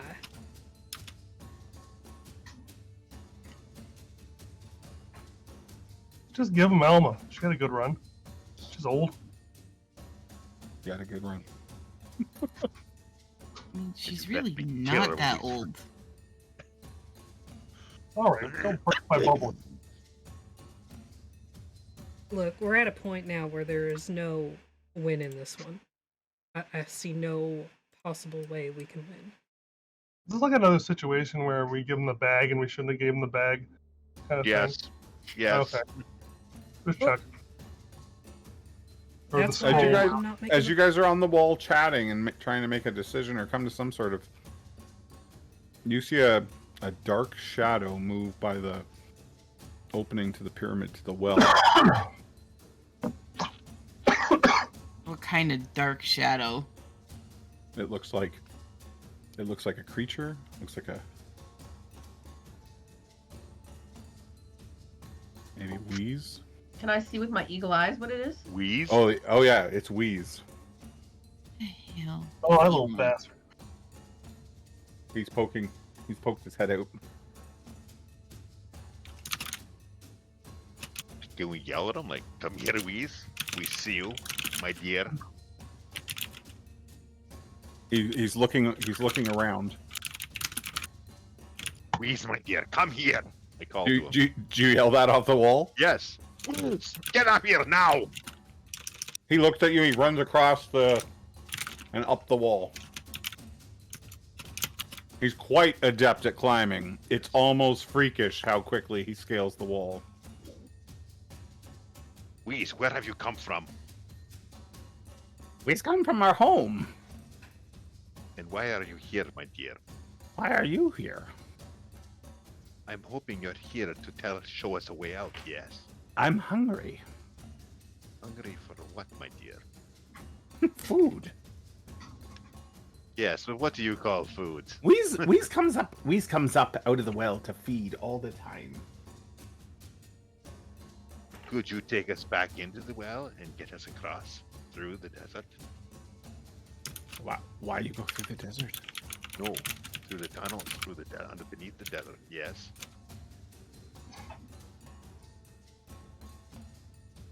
Would you?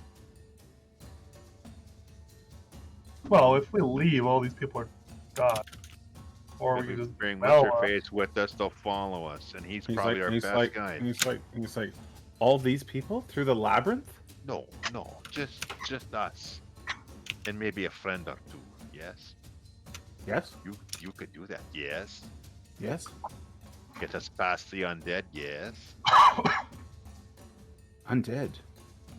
but you know the nasties that go bump in the night. Yes, The dead ones are here? they're not here exactly. But Yous they're brought around. them here when you killed the cat lady. Perhaps yes, they're here now. But we wish Yous to- choose the wrong lady. Which lady should we have killed? Yes. What? Who should we have killed then? We's told you. Remind the Bobby again of whose we should have killed. The butterfly lady. The butterfly lady. Who's here? We thought you were going to see them. But yous didn't.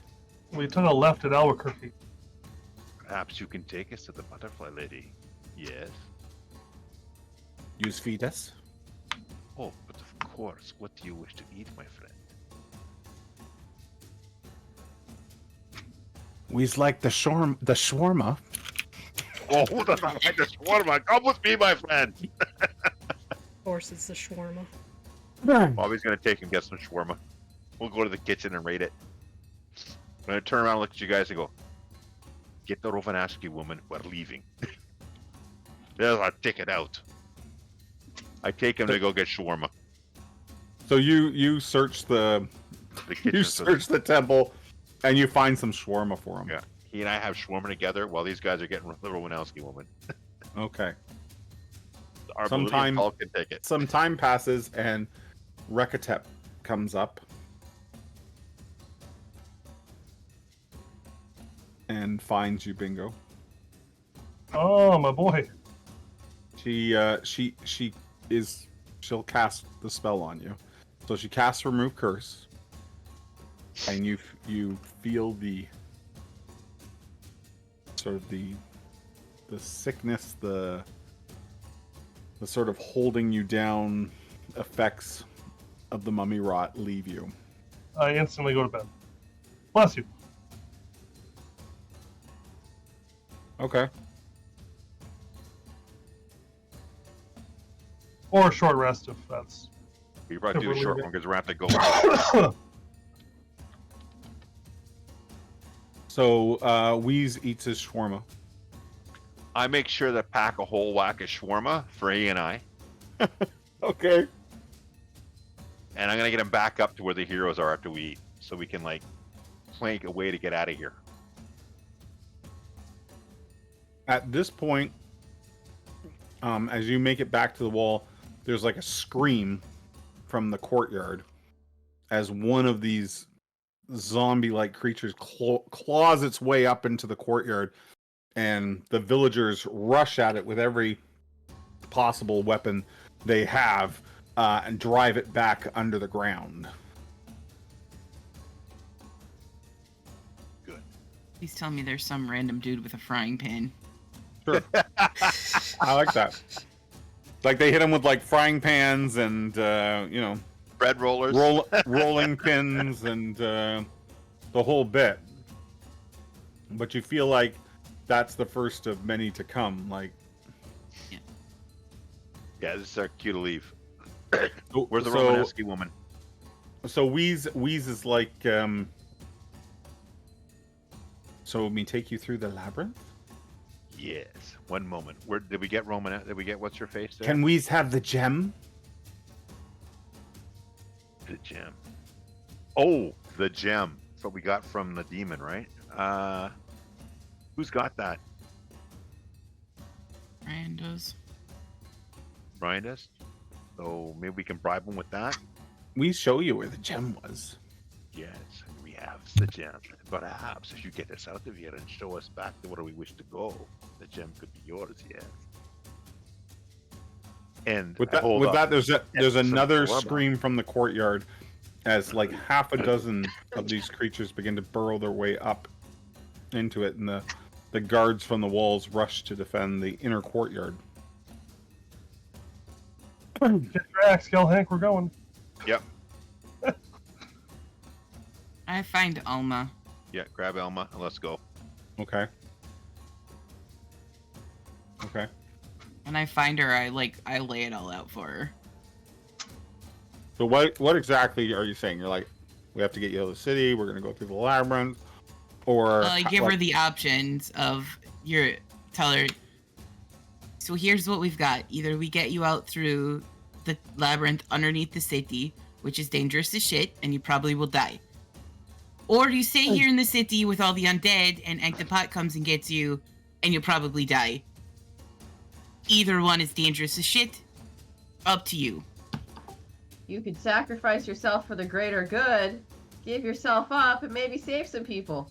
Also, I can't promise you that he's going to kill you, because I'm not sure that's exactly what he wants with you. But also, he did pull my soul out of my body for a while, so there's that. He looks at Smudge with a very serious tone and look in her eyes. Maybe one that you haven't seen from Alma yet. And she's like, this ends with me dying. I don't doubt that for a minute. But he can't do anything until he's got all the pieces together. So that doesn't mean that he won't torture you while we get the rest of them. He can't get the piece at the bent pyramid, she says. Why? Because the people won't sing for him. Sing for you, though, yeah? That's the story, isn't it? You're the one that comes back and they sing for you. Radka thought they would sing for you. Me? Why me? Well, I'm nobody. All of you. You stopped. Nefertiti. Don't think we're the ones they're waiting for.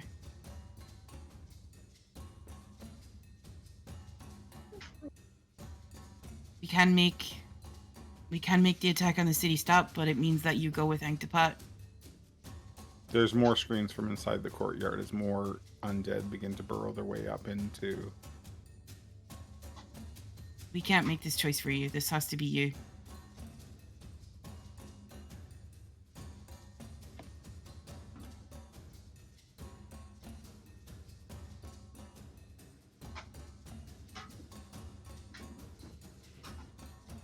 I think we need to go then.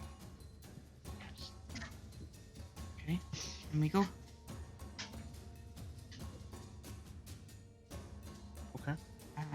take Alma to the group.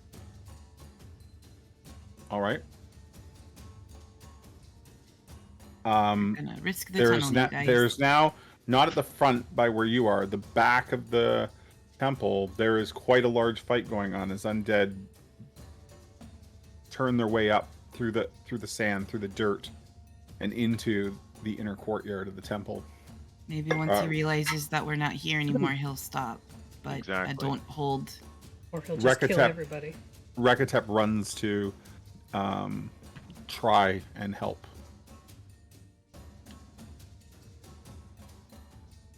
I tell her, good luck. Let's go. Bobby in his best Han Solo voice. Let's go, people! We are leaving! So, you guys slip out the front gate and run for the pyramid? Like the heroes we are. Yes. Super heroic. Following Weeza. Weeze leads you onto the pyramid and up to the top steps as you make your way up to the entrance. As you all reach the entrance, with sort of a deafening roar, the side streets are all around the temple explode with like this horde of undead that begins to rush the wall of the temple. Oh, I thought you said you were about to here. start fooling us. Boo!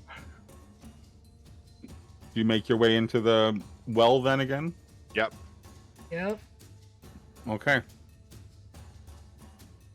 So you all descend into the well. And Wheeze is like, where do you need to go? Wheeze take you there. Bent pyramid. Or wait, where's the other one we have to go? The other options, she saw a white pyramid, which is Usa's pyramid to the south. Okay. It's right at the edge of the mountains. No, that's not the butterfly lady. But I mean, you could go to the butterfly lady's chamber. You know where the butterflies are. And then the other location is a desecrated temple in the mountains, even further south. Those were the sites that Alma saw. Well, let's ask Alma. Which one do you want to go to? Which one do you think is the best choice? Oh, Jasmine, you can grab your weapons back from these people. Oh yeah, are you going to take your weapons before you leave as they're fighting back the undead with them? Yoink! Yoink! I learned this one from a niece. Yoink! Yoink! You should at least get Kartswan's axe back. Pull the axe out and replace it with like a broomstick. There you go. They can keep my hand axe, but yeah, I'm gonna have to take Kartswan's axe. But I need the warhammer too, because that's my only bludgeoning. Okay. They seemed very disappointed as you took those away from them. I didn't expect us to flee. I thought we were gonna be staying here. Rule number 1: never, ever, ever give up your D&D weapons. Can't win them all. Okay.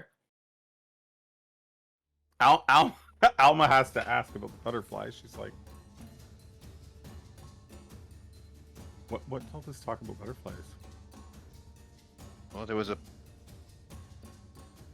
our friend Weeza here says there was a butterfly woman that we should have killed, yes. Perhaps we should go finish that up. No. Maybe not kill her. What should we have done to her then, my friend? I thought that was the woman you were here to see. Should we go back and see her, perhaps? Yes. Like talking to the group. I was gonna say because Weeze is like, I don't know. No, I'm asking. Perhaps we should go finish this.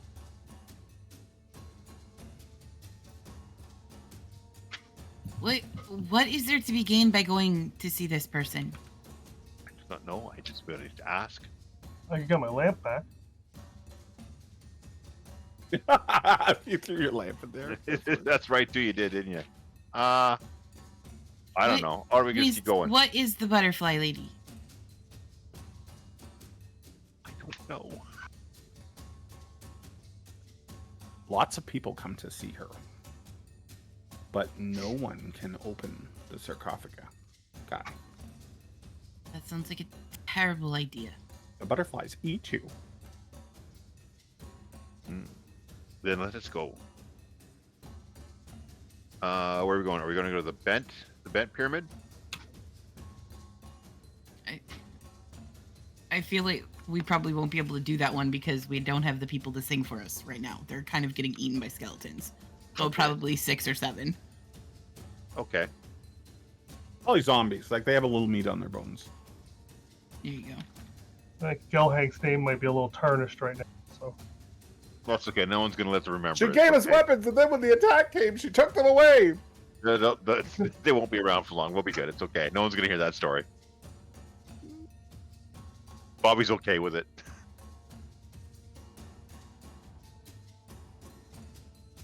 I guess we head for the one that's straight south. Okay. For what? I'm sorry? Number 6. Perfect. That's cool. Take us there, Wheezy. You can do it. I'll hold up a Great, so we do it. There's a shawarma in it for you. Kind of like a Scooby snack. There's a shawarma in it for you. Will you take us there for a shawarma? He says, we don't know the way. We don't know the entire way. Please get this as far as you can. That would be good, my friend. Okay. We's take you. So off you go. Awesome. Into the labyrinth. It twists and turns. And there's a few times where you hear things down side tunnels shuffling. Or waking or stirring at your presence. But Wheeze kind of does his best to guide you. And you can tell he knows these tunnels fairly well. As he, and you feel like you travel for what's maybe feels like miles, but it could very well only be like a few hundred feet or so because of the way these tunnels twist and cross back on themselves. And he finally brings you. You can see ahead light, moonlight. Okay, I'm a dark elf. Yeah, I'm a dark elf, and I spent most of my life underground. Wouldn't I be able to tell whether he's taking us in a straight line or bending us around? Well, he takes you in generally a south direction. You feel like he's not betraying you as far as that's concerned. That's all I wanted to know. Until finally up ahead you can see moonlight. There looks to be like some sort of opening ahead, and all kinds of sand has piled down through the opening, and the opening goes outside, but onto this very steep sandy hill, and you can see moonlight on the sand.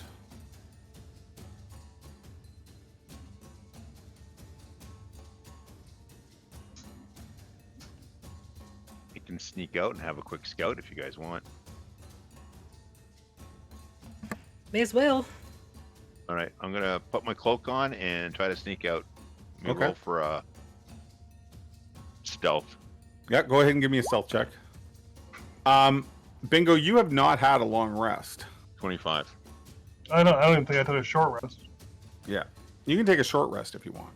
Okay, I will do that. Also, if you'd like hit points back, earlier in chat, Alyssa gave a second wind to whoever needed it next. Okay, so Bobby, you sneak out into the sand. Yeah. What do I see? You're at the bottom of like a sinkhole that this tunnel sort of enters into. As you come out the entrance, it's a pretty steep climb, but you can see starlight overhead.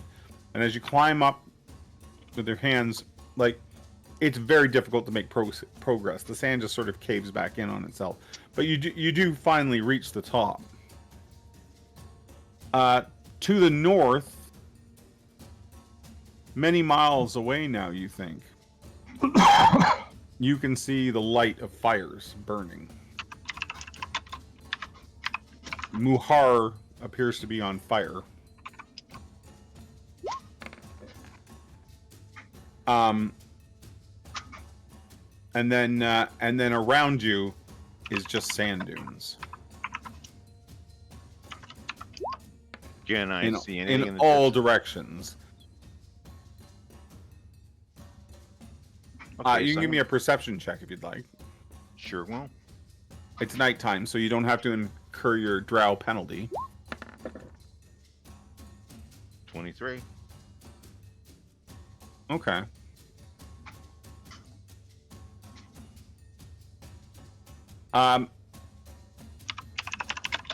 Yeah, definitely Muhar to the north. And to the south, just desert. Dune upon dune upon dune stretches ahead under the moonlight. Okay. I'm gonna slide back down and I'm gonna tell the people what I saw, and I'm gonna go straight to Weiss and go, can you take us further to the south, or is this as far south as you can go, my friend? This is as far as Weiss knows. Well, could you come with us and perhaps help us go find our way further south? I hold up there's a Schweinebein in it for you, my friend. And the gem, yes. Weiss is not walking across the desert with you. But are there more tunnels that could perhaps take us further south?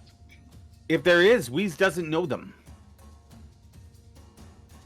Well, give him the shawarma anyway. These two have it. You have this. What about my friend? I look at him. Well, we're far enough out of the Tillamal. We're far enough out of the city, my friends. Does everyone else make their way out and up onto the sand? Yeah. Yep. We must make our way across this desert. Unfortunately, as I break out my parasol and that little wrappy thing, that pink wrappy thing they gave me for my face, Yes. then we must go. You don't want this gem, though. This gem is cursed. Then don't give it to Portuguese then. I'm just telling him it's cursed. He just looks at you, Bingo. Mm-hmm. If looks could kill, he probably means you ill will. I'd give it to him. Just give it to him. You sure you want to be cursed? Didn't you see me? Like an hour ago? That's what you look like every day if you have.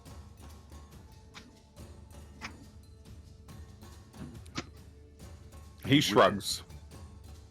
Just give it to him.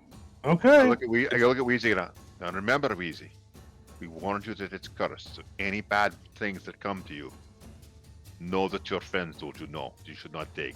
But we give it to you out of respect for your kindness to us. Yes. I'll hold it out. Be fair. Roll me an intimidation check there, Bobby. I'm not trying to intimidate. I'm trying to reason with him.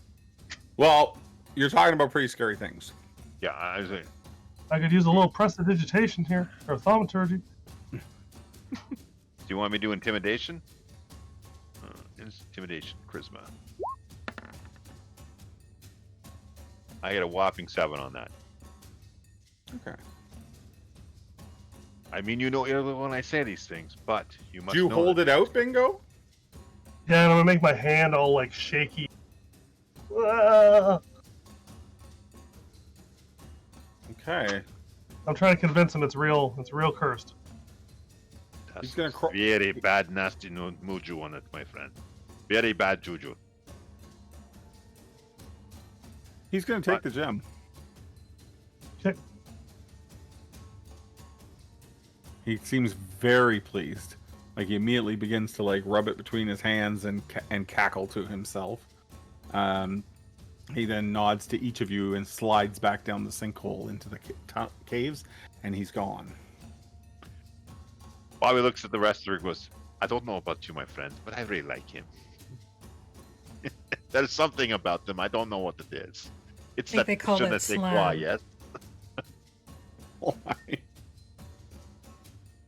So, Alma tells you that the white pyramid that you're going to should be to the south.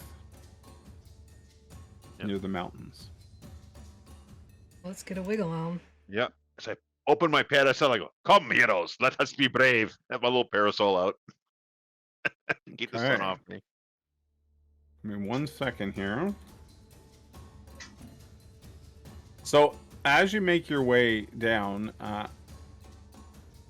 Alma tells you that she's seen the pyramid a few times, and that it's white, like perfect white, reflect the sun,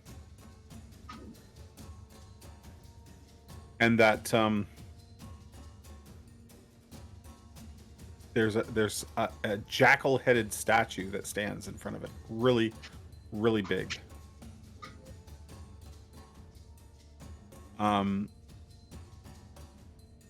Can someone give me a survival check as we move south? Whoever wants to take sort of the lead. I can do that. I inspire whoever it is. Desert. Yes. Give like that. It's a D8 for you. Yeah. So 29. Oh, very nice. Very nice. Okay. So you move south at a pretty good pace there, Shazzy, as you lead everyone sort of through and around sand dunes and over crests. Are we resting at? Is the plan to like rest during the day, like you used to do? Yeah. Okay. Bobby would like to do that if that's possible. Yeah, absolutely. That's the plan. So you travel the rest of that night, and Alma tells you a bit about the white pyramid. You find a suitable place to rest beneath a dune. It'll keep the sun off for the majority of the day, and we're taking watches, I assume. Mm-hmm. So what Yeah. watches are we taking? Who's on first? I'd like to take What's on second? Bobby was the one to take the watch that's either just before the sun comes up or just as the sun's about to go down. That way I'm not at disadvantage while I'm on watch. Okay. Okay. I'll take first or second or third. Doesn't matter to me. And do we have one more volunteer? I'll take a watch. Okay. Bobby, let's say you take the first one. So go ahead and give me a perception check. Absolutely. Unfortunately, it is at disadvantage because. Okay, let me hit disadvantage. Perception. 12. 12? Okay. 12. So your watch goes uneventful. Who wants to take second? I'll take second. Okay, go ahead and give me a perception check. You don't have to roll with disadvantage though. Advantage because we're in the desert. Mm-hmm. Ranger. 24. So maybe at one point during the watch, you sort of come to the top of the top of a dune to look around, and you can see there's some kind of a structure just to the east of your camp. It's not very tall. It's sort of low on the horizon, but you can, the deserts are your place, right? So you're not really affected by the distortion effects of the heat or anything like that. But you can tell that they're not very tall. They're maybe 2 miles to the east. They're standing on high ground. That's how you can see them. Right. And you think you can see wisps of smoke coming from that direction. Not like a big fire, like maybe campfires. Okay. Just kind of take note of it and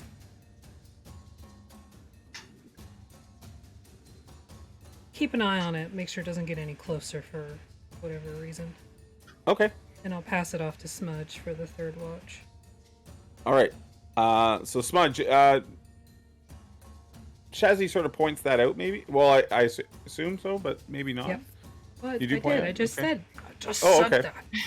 I passed that off to Smudge. That information. Oh, okay. I misunderstood that. Okay. That. So yeah, Smudge, you're not even sure you would have noticed it, but once it's pointed out to you, you can see it. I can see it. Yeah. Yeah, there's some kind of structure over there, and you know, there's a couple wisps of smoke, like someone's burning something or something out there. It's not black smoke though.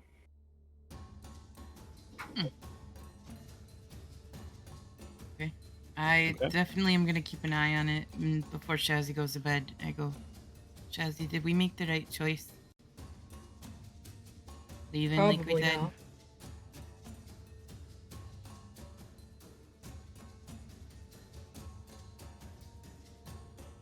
There's never any good choice when it comes to something like this.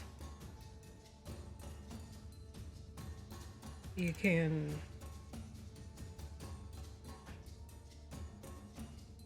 try to ease your conscience by saying it's for the good of the many,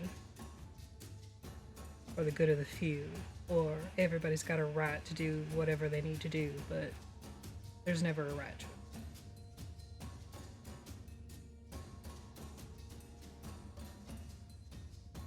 I assume Muhar will not be there when we get back. Or much worse than it is. Yeah. Maybe he'll realize we're not there. He's the type of fella, as far as I'm concerned, that when he realizes we slipped away, he's gonna punish all of Muhar.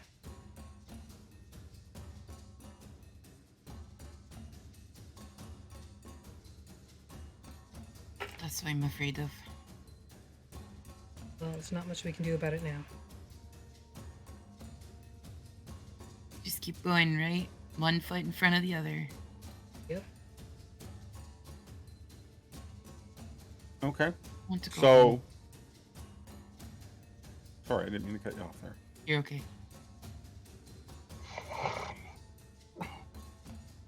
So your watch goes uneventful.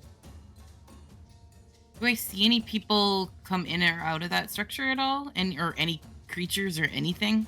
It's too far away. You don't Okay. see any. You don't see any. So you can't even tell if there's movement there. The wisps Okay. of smoke rise pretty high into the sky, and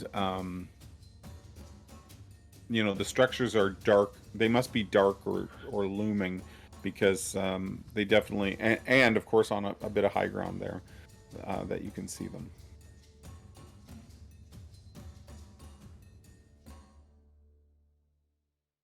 Is it? So everybody begins to wake up. Yeah, we do. Bobby kind of nudges Alma and he goes, "It feels good to be a hero, yes?" I don't know that I'm a hero, Bobby. Come now. We will find this temple. We shall kill this evil person, and all shall be well. Yes, yes. She keeps her voice down so that others don't hear, and she's like, "What do you think? What do you think happened to all those people in Muhar?" Come now, my dear. If the gods did not want them shielded, he would not have made them sheep. Come. You must ensure that their sacrifice was for nothing. Come, let us go. Let that not weigh on your conscience. Okay. See, Yes. she lets the conversation sort of drift off at that point, but you can tell. And I kind of goes, "Would you like a shawarma?" She totally takes a shawarma. There you go. So as the party begins to move on to the south again, all of you can see those ruins to the east, whatever they are. And if you go all day, you think you should be able to reach the pyramid in the mountains to the south. The little bit of geography you know of Har'Akir, you think you should be able to reach that by nightfall. Pardon me, by dawn. Because we're traveling by night. Does Alma have any other details about this temple other than it's made of white stone and it reflects the sun? Yes. She tells you that she talked a little bit to Ratka about it. Okay. So she says that it's called Usa's pyramid, and it's believed to be the spirit home of Usa, who was the partner of Essie, the god who rules the afterlife.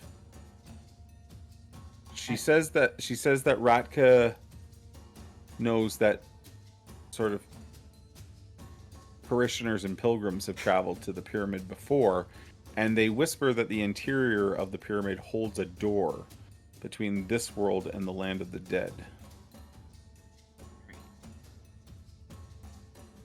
And that a giant statue of Anu, the great jackal, overlooks the surrounding lands and stands like a guardian in front of the pyramid.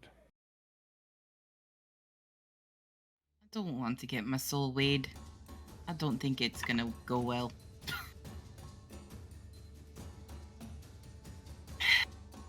And, okay, so Essie was the temple that we just came from, right? Correct. Okay, cool.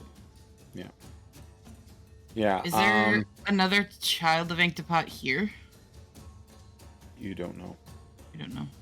She doesn't know that. So Essie has the head of the crocodile and the body of a woman.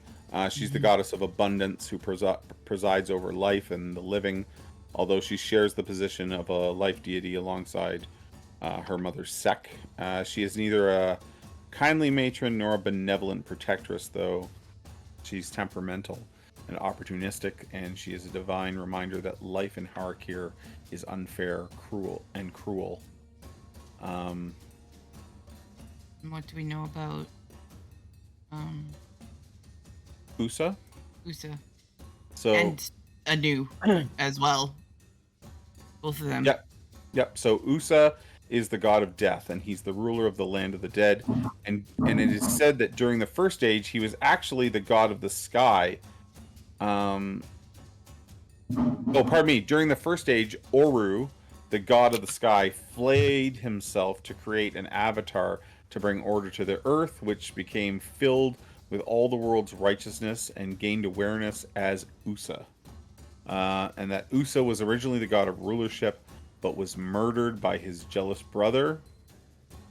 So he now resides in the afterlife, ruling over the promised land. All mortals are destined to one day enter.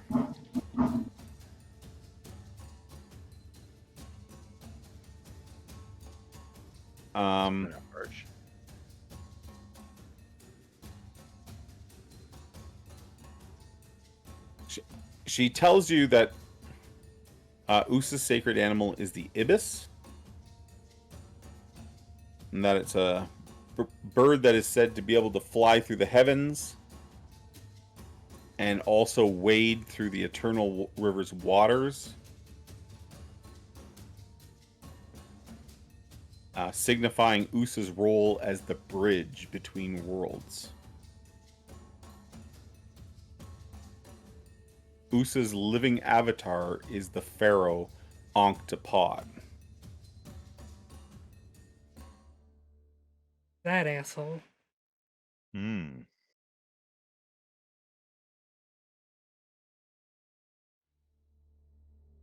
Like the pharaoh version of him or the mummy version of him? Well, isn't that special? There's a picture room. Yeah, so this is Usa, and this is Essie, who we just spoke about. And then finally there's Anu. And Anu judges the fate of the dead. Anu is the goddess who judges the dead and determines their final fate. She is the steward of Usa, ruler of the afterlife.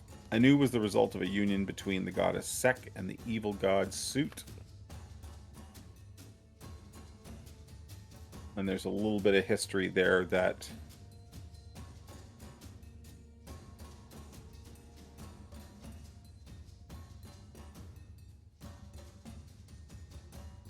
I'm sorry, who's Suit again? Yeah. I'm just looking up their notes. Okay, so Sut is we did touch on these. I don't expect you to remember, of course, but I will let you know that you guys did see their avatars, their statues in Temple, right? the Manticore's tomb. So Sut is a formless god. He doesn't have like how how all the other gods here sort of have animal heads and things like that. Sut has no form. He was accidentally created during the beginning of the First Age, and he originally was the shadow cast by Usa at the moment of his creation. And Oru accidentally breathed life into it. Unlike the rest of his family, Sut has no one animal attributed to him. His true form is believed to be an amorphous shadow, black enough to consume all nearby light. But he is just as fond of appearing as an unfortunate in need or help. He's said to wear many guises and have many faces.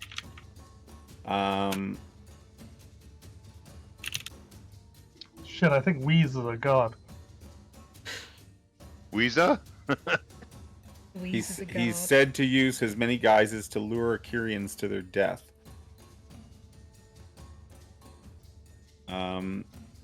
He's doomed rebellions against the Pharaoh, but he's also, drawn would-be rescuers and treasure seekers down into the labyrinth, where nothing awaits but a horrific end, it says. Good thing I fed him. Sut is very much a bad god. Like he is destruction, he is despair, he is sadness. Gel Hank loves a bad boy. Sounds like a drama king. Says Bingo. So she relates these to you, and this all comes from the past few days that she's spent with Ratka, and it's like she's just a sponge for it. Like anything that Ratka has passed on to her about the people of these lands or the gods that are worshipped here, she's been able to retain an unusually large amount of knowledge. I'm just taking notes. Okay.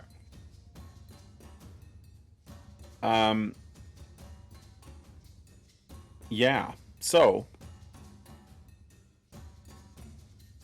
the sun begins to finally rise again, and as it does, the first bits of light poke over the mountains to the south, and you get a good, clear view of them. The last few miles have been difficult terrain as you pass through dried up riverbed after dried up riverbed after dried up riverbed. And then on the horizon, on a bluff that overlooks all these dried up riverbeds, you see this massive black statue of Anu as she looks down from the top of this cliff. It's like something, it's almost akin to like maybe seeing the Statue of Liberty for the first time. This is a massive monument that's been built ages ago, and whatever rock was used, it's just the darkest of black. And her shadow, as the sun rises behind Anu, her shadow sort of looms out across the desert towards you. And then behind her, as the sun starts to get higher, you see the sun start to reflect and glisten off of this perfect white pyramid that sits on top of the bluff as well. And almost like there it is. That's what I saw in my. That's what I saw in my dream. The big white pyramid-shaped thing. That's exactly it. That's exactly how I saw it. Smudge is gonna say a prayer to Ra as the sun comes up. Okay. Roll me a D100. Oh boy, this can only go super well, I'm sure. It's gonna be fine. It's gonna be fine. Okay. 49. All right. All right. So you say a prayer to Ra. Just a general prayer, or are we asking for something, or are we saying something in the prayer, or? I would be... Oh, God. I think Smudge, because she's so new to it, she'd just be like, I don't know if you can hear me or not, but please guide us and help my friends. Thank you for your sunlight. Thank you for your sunlight. Okay. She doesn't know from anything and does not pray to gods. Like, this is all new to her, so... That's perfectly fine. So the party finds some place to camp down, I assume? Or are we just going to plunge right into the pyramid? Oh, we should probably rest. You've walked all day. You're pretty tired. We walked all night. I mean, we walked all night. Oh, pardon me. You walked all night. Exactly. Yeah, we should probably rest up. So let's call it there. And next week, we'll head into Usa's pyramid. We're all going to level up as well. Ooh. You level up? Oh, shit. In camp here. Level up. Oh, yeah. Put another level on us as we go into Usa's pyramid next week. Thanks everybody who used their points, etc., to aid or hinder the party. That's always fun. We'll be back in a week's time. This week, there's lots still going on over at the Ankhtepot. This is one of our busiest Twitch weeks, site. actually. Yep. For their Halloween event, Spooktober, and they are raising money. So if you have the ability to throw a few bucks their way, that would be great. You guys have something going on every day this week, I think, right? Every day through next Monday. There you go. So head over there and check that out. Also, don't forget to check out our sponsor, CanadianDice.ca, and use the code OMRD for 15% off your checkout. Watch me murder everybody on Tuesday. Yeah, Ryan's gonna kill everybody on Tuesday. And that's also over on the Ankhtepot's channel. And Wednesday, we're at Goodman Games Wednesday, I think, aren't we? We are, but we also have a Brindlewood Bay game going on our channel if MCC is not your bag. If it's not my bag, baby. If it's not my bag. Okay, cool. Well, let me get the raid rolling here. I think we're gonna roll ADH Adventures. ADHD Adventures. Sure. Give me one moment to set this up. Don't forget to check out Canadian There we go. Dice. Check out Canadian Dice, check out the Ankhtepot, and we'll see you in a week for more Death in the Desert, maybe? Probably. Death in the desert. Bye.